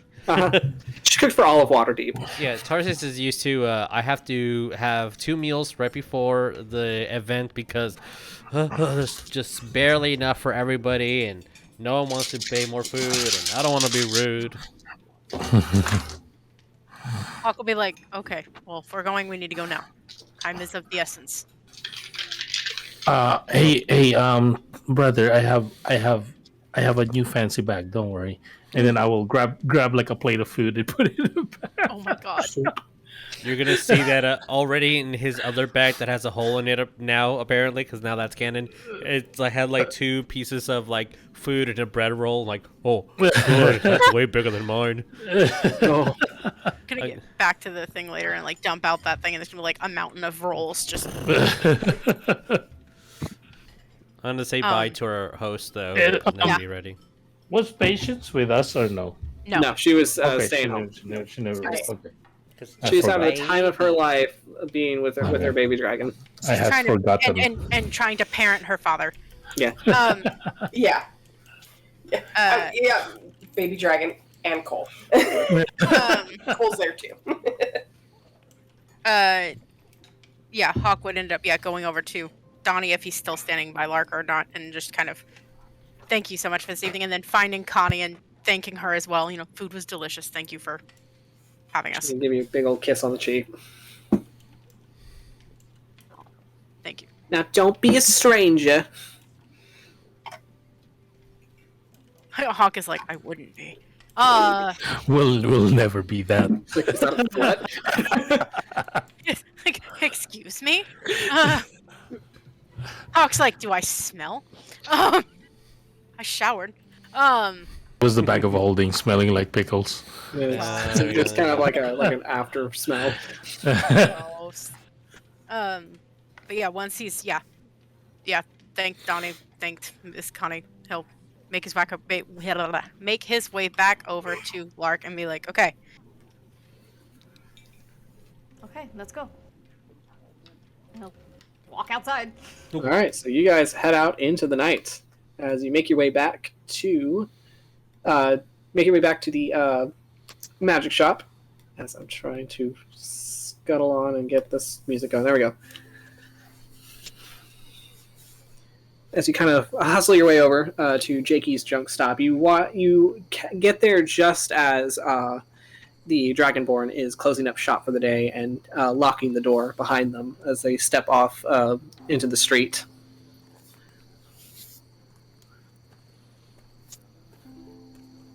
What do we do? Did they go by a different name? So they did say that they are going by a new name now. Crap, where is it? They are going by the name Q. He'll Q, and then like try to get his attention as he's walking up to him. Alright. It takes maybe 2 times to call their name out, but they look over, realizing, yes, that's the name I'm using now. As they see you, Lark, and you see as they smile at you. Mr. Priest. Good evening. I apologize. I have something I need to speak with you about. Yes. How can I help you? He's gonna put his hand on his shoulder and kind of squeeze it a little bit. As they kind of they kind of look off in the distance for a minute, and they just nod. I see. I thought I had given everything I needed to know to the Broken Trust. It's nothing about that. This is something I personally want to ask you. Sure. What is it? Let's go somewhere a little more private. Okay. He's gonna look behind him and be like, "Is it okay if they join, or would you like this just to be me and you?" They kind of look over your shoulder to the following party. Who are they? They're with me. So it's kind of. They're heroes. They have something very important on them, and I need to ask you about it. They just kind of clench their jaw slightly, but they nod. Okay. I promise that after we speak, we'll take care of it again, huh? Clean slate? I couldn't ask that of you again. If it'll help you, I don't mind. I know we agreed that you wouldn't have to deal with this again, so I'm doing this for you. All right, then. As, you're doing it for me. Okay. And they'll kind of put their hand on your shoulder as well, and then just nod as you kind of head off to a more discreet location. So you kind of tuck yourselves in a small little alleyway, just about a block down. Okay. As the Dragonborn, known as Q now, but when you first met them, Lark, their name was Maloon. As they look to you, and then look to the rest of the party as you guys join them. So what is this about? Lark will roll up his sleeves. Just like last time. Okay. I have a letter that I want you to look at. All right. He'll hand it over. Okay, and they will read through the letter, and you see as their brow kind of furrows slightly as they read it. And I will have everyone make me an insight check.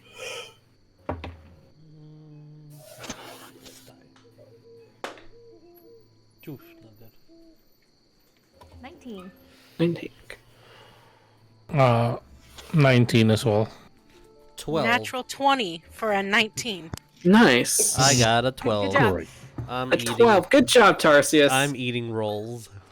You're sitting there. Those dinner rolls, they are so hot and buttery, and you don't know how she did it, but they've got they've got the perfect hard crust on the outside, but when you break them apart, it's like a pillow, and you're like, Connie is magic.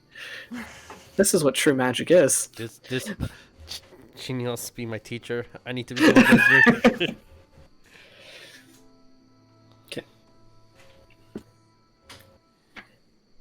So, for everyone else, you watch as Maloon reads over this note, and you see there's like a look of recognition in their eyes as they look, as they read this.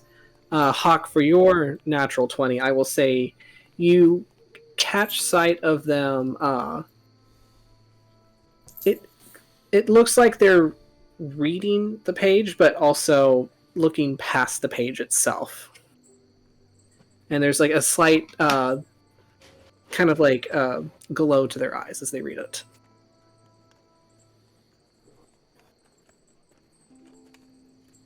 Like in a weird way. Like in a casty dispel kind of way. Does this mean anything to you? I know of this person. Is what they say true? Yes, that is true. The tower that they speak of, it moves every now and then. It's Galvin's way of keeping it secret. Oh no. As Maloon is speaking, Lark is preparing the ink and the quill Okay. and just presents it to him. Like, you know what to do. Okay. So you all watch as Lark kind of pulls out this inkwell and, it kind of like undoes the bindings on his arms and leaves his skin just completely bare for the Dragonborn as you watch as they take this pen and they start to write on his skin. And would you like to describe what is happening right now, Lark?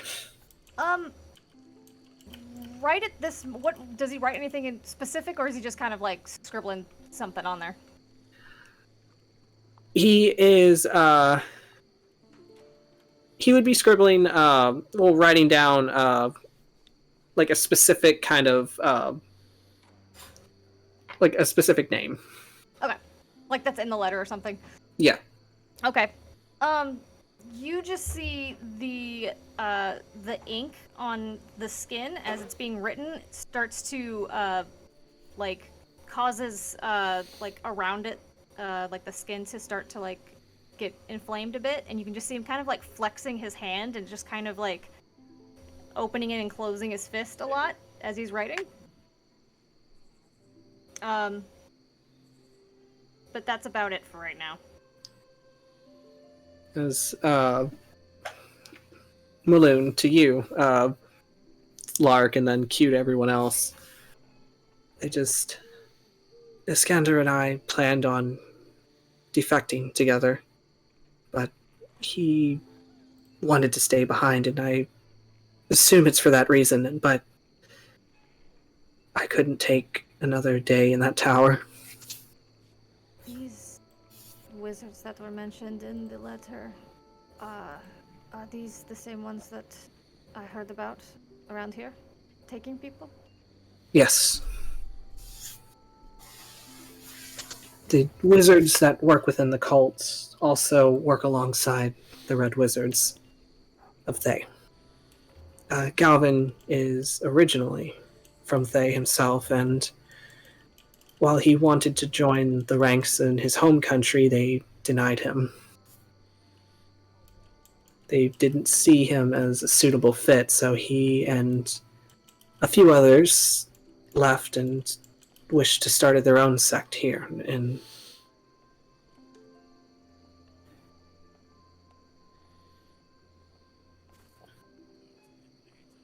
I see. Okay. And like Lark starts to sweat really bad at this point.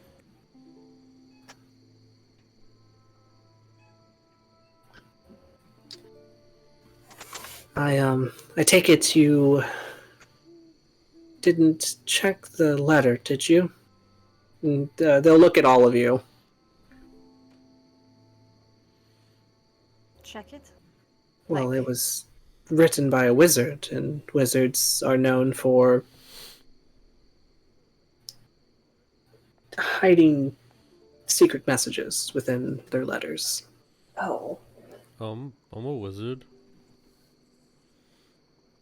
And they'll just nod to you. Okay. Hawks would be like, I don't know. I mean, fact check. Is Jonva a wizard? Janva is a cleric. Cleric. Okay. Yes. Yeah, I have no idea if anybody checked anything.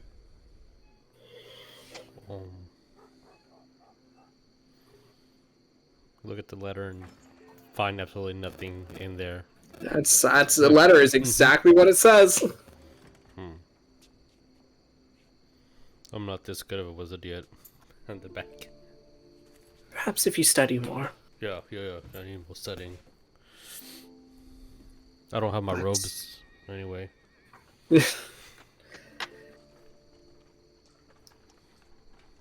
But what this details is a calendar of where the tower shows up, depending on the season, depending on specific days, moon positions. The winter solstice. Yes, the winter solstice will be, well, at the Well of Dragons, naturally. Where's that? So the Well of Dragons is going to be a lot more south of the Sword Coast and a little bit more eastward. It's still within the region of the Sword Coast itself, but it's a ways off from where you all are. How long is that going to take us? A while. Is there a faster way to get there? Well, the tower isn't going to be at the well at the moment. We have time. Right, but Iskander is at the tower, and if you plan on taking him from the tower before they arrive at the well, then you will need to be at the location that it's currently staying until the next moon cycle. Where is that? And they're going to kind of like run their claw over the letters, and it looks like they're kind of like pinpointing a specific like spot, like I say, if it was on a chart. It's going to be in a region close to the Sea of Fallen Stars.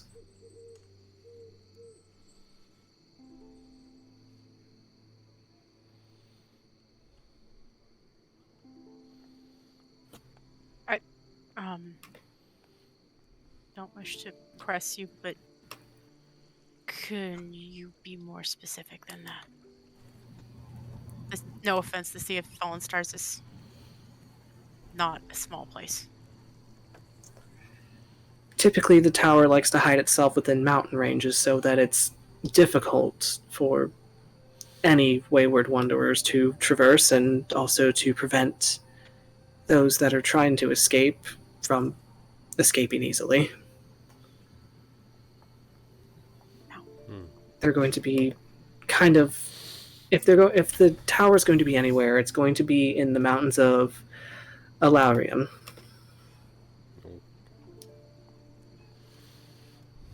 Has he written anything else? Or just that one bit? He would have just written that one bit for now. Okay, cool. Is your brother there?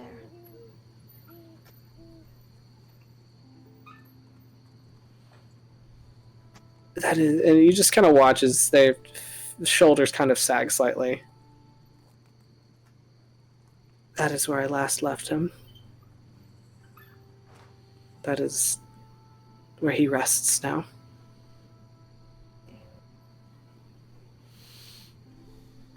And they're going to once again they'll write a name on your arm, but in it'll be in Draconic. Okay. Let's see what's going on with you, buddy. Oh, okay, he's not doing good. Okay. Okay, yeah, he's not doing too well right now. All right. He's in a lot of pain. He can't feel his arm. Right. Like visibly not doing good. Oh, Like yeah. this guy's got the He's- sweats. He looks pale. Cock will be like, are what? Shush. Keep going. Talk to us. Maloon, please. What else do you need of me? Do we need to go there? Yes. Who can we trust there? Not a lot. But we Can't trust just- this. We can trust this name though. Iskander, you can trust. Okay. What do they look like? They're human. Tan skin, shaved head. They have a. They'll have a scar on the. They'll have a scar that goes from their ear to the corner of their eye. How do we get in? Yes, that is the tricky part, isn't it? Tell us. Tell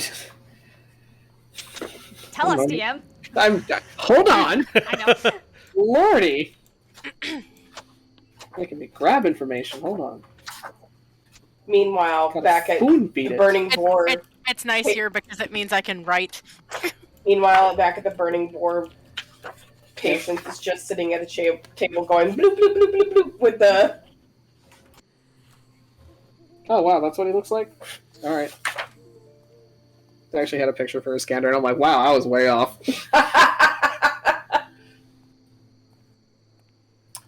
All right. So, if you want to get in,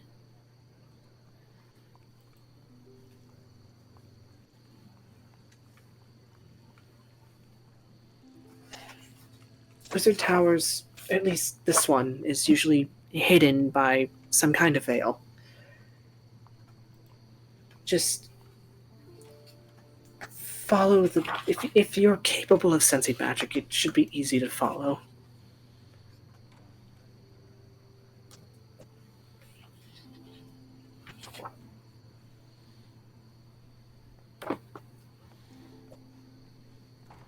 I know that that's incredibly vague, but again, if you are capable of sensing any kind of magic, even just a modicum, it will help you tremendously in finding where it's hidden.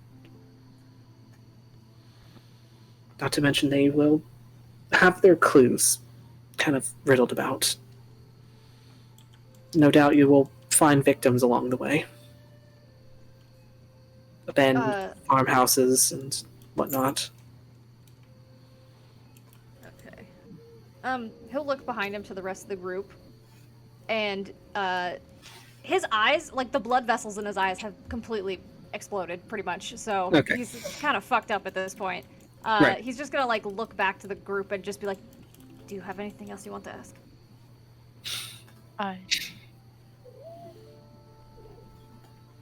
Stuff things I- in mouth. Huh? Stuff things in mouth. No. Oh.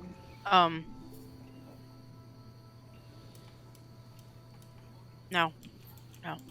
Be sure, because this is the last time we will be doing this for him.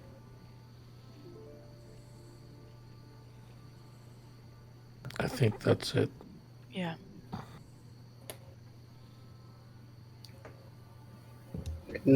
Maloon will hand you back the pen and the ink. He will. He's still holding his arm out, but he will grab the stuff, shove it in his bag, just kind of haphazardly, and like hold on to Maloon's like shoulder, like neck area, and he'll say the little prayer to him again. Okay. And at that point, he will, bless them, and then kind of back up a bit. And like, if they're in an alleyway, he'll just kind of lean up against the side of the wall and just slide down on it. Right. As you all kind of listen into this hushed prayer to Ilmater, and then Lark just kind of slides against the wall. Maloon just, do you need help getting anywhere?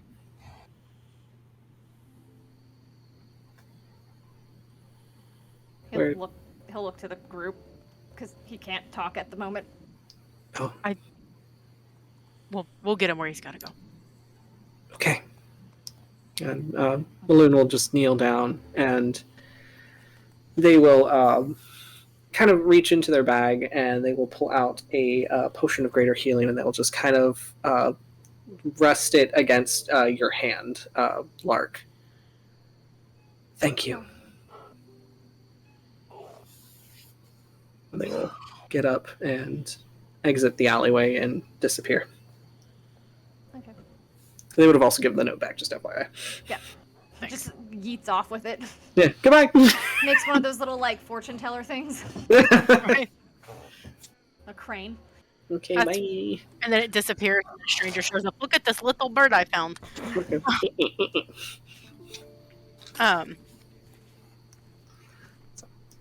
Hawk will like, do you need help? No. And he's essentially having what kind of feels like a panic attack. Okay. So not really though. He's just breathing very heavily. He's in a lot of pain, but he's kind of holding it in. You can kind of see his like veins on his neck kind of like bulging out a bit. Sweating. This guy looks fucked up. He's yeah, it's not a good time.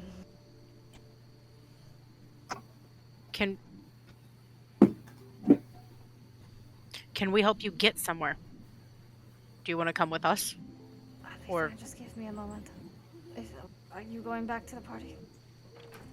at this point seems like he's gonna look at Tarsius and Cordelia and be like, seems like we should start planning to leave. Yeah. Tarsius is already getting out his like healer's kit and opening it up and just like sliding it just in case you need anything from there. He doesn't take it. The potion that's in his hand, it just kind of rolls out of his hand. Okay. Lark, I'm going to ask you to make me a Constitution saving throw.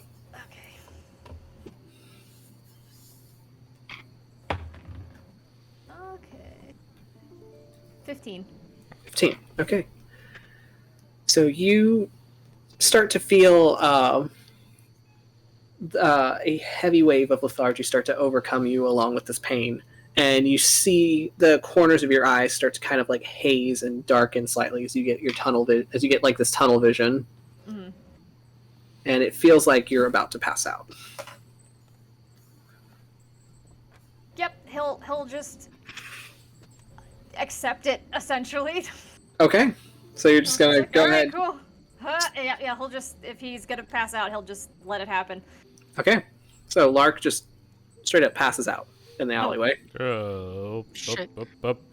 Yeah, if he's gonna fall over, Hawk will like steady and be like, oh, okay. Right. Play his head up there, so make sure he doesn't choke on his own tongue. Like reading off a manual that he had to Hawk, memorize. do not stick your fingers in his mouth. He would not. He would not. Or anything else. Not without consent. Consent. Don't know each other like that yet. Consent is sexy and required. Yes.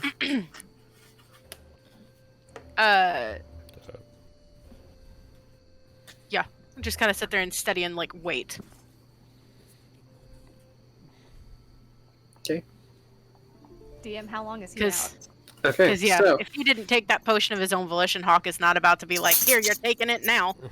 all right. So let me roll a thing.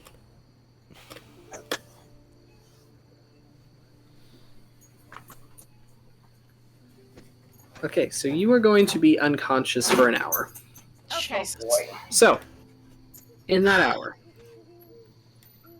Hawk, you feel yourself. It feels like you're slipping into like a dreamless sleep. Like it's dark, your head is spinning, and you feel like you're, even though your body is like racked with like the pain that you normally feel whenever you perform this ritual for people, you feel like your body is starting to go like into a comfortable like weightlessness. Mm-hmm. And as you feel yourself slip away,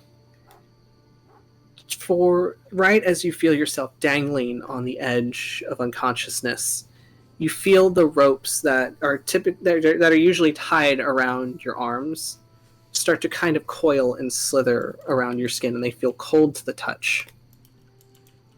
And then there's this sudden tug as you feel your body is pulled, and it feels like it's being pulled out of the alleyway, like a fish caught on a line as you're dragged across the cobblestone street.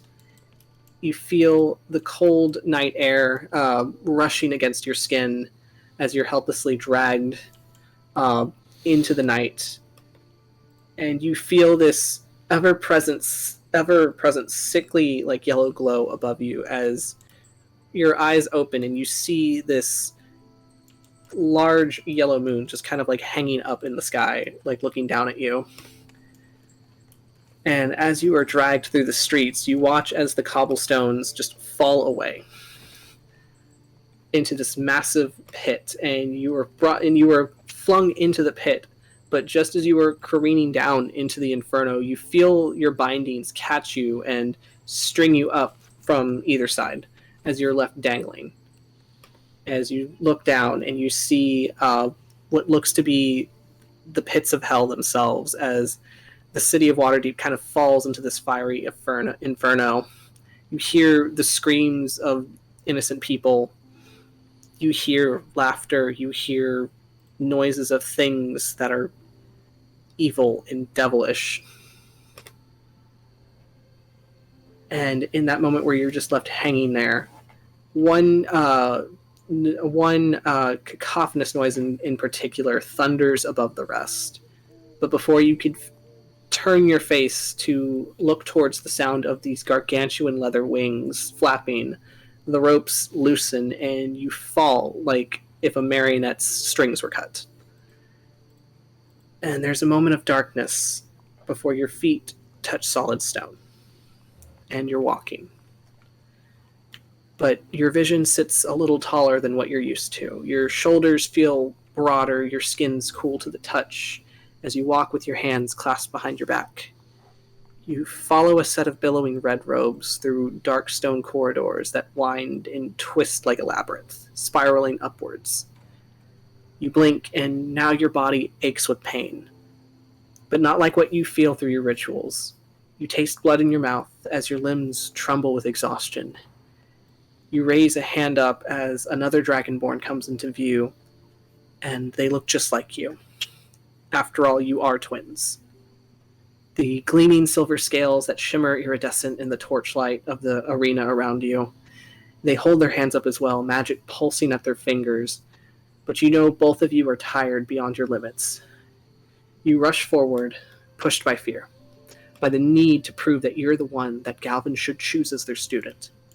Your hands wrap around your sibling's neck as you hold them down into the dirt. They hiss and they spit in surprise before choking out in fear.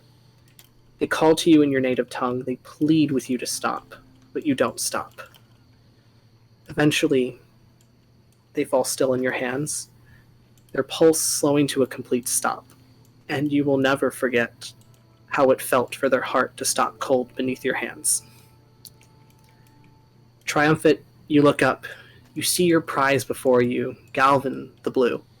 He stands holding a mask in his hands. It resembles the face of a blue dragon, perhaps even made with the scales of one, as you were told. Galvin's expression remains one of passive indifference as he looks down to you. Your gaze drops back down out of respect, but your eyes fall once again on your slain sibling. But now, Larkspur, this is no longer Maloon's sibling. You see your sister as you had last seen her, withered with sickness, frail, cold, and dead. The ground opens up beneath you once again as fire and magma spew forth. Your sister's body is sucked into the churning earth as a gargantuan creature erupts forth. 5 massive dragon heads snake out of the hellish pit that contained her for far too many years. Tiamat's 10 eyes look down at you as each head opened and let out a deafening roar. And that's where we're going to leave it for tonight. Holy shit. And that is the last thing you remember Shit. before you wake up from your dream. So He will immediately vomit after that. okay. Just Damn. So after an hour of everybody waiting for him, he just he just heaves. Yeah, he heaves himself awake pretty much. Can't wait for him to wake up with Cordelia with everybody make a dex save. just snake hair from a dream of 5 dragons, maybe just coming at you. I don't know. Yeah. All right. So we will leave it there for tonight, and we'll pick this up again in 2 weeks and see where this adventure is going to take us. Damn. As we have now hooked our claws into Lark, and we're not letting him go. Yep. So, all right. So thank you all for watching. Tune in next week for the absolute chaos that's going to be the Sea Devils of Saltmarsh. Yeah, that's gonna be a very different mood than right now. That's going to be a very different mood. So we will see you all next time. So thanks y'all for watching, and have a good night. Bye. Bye.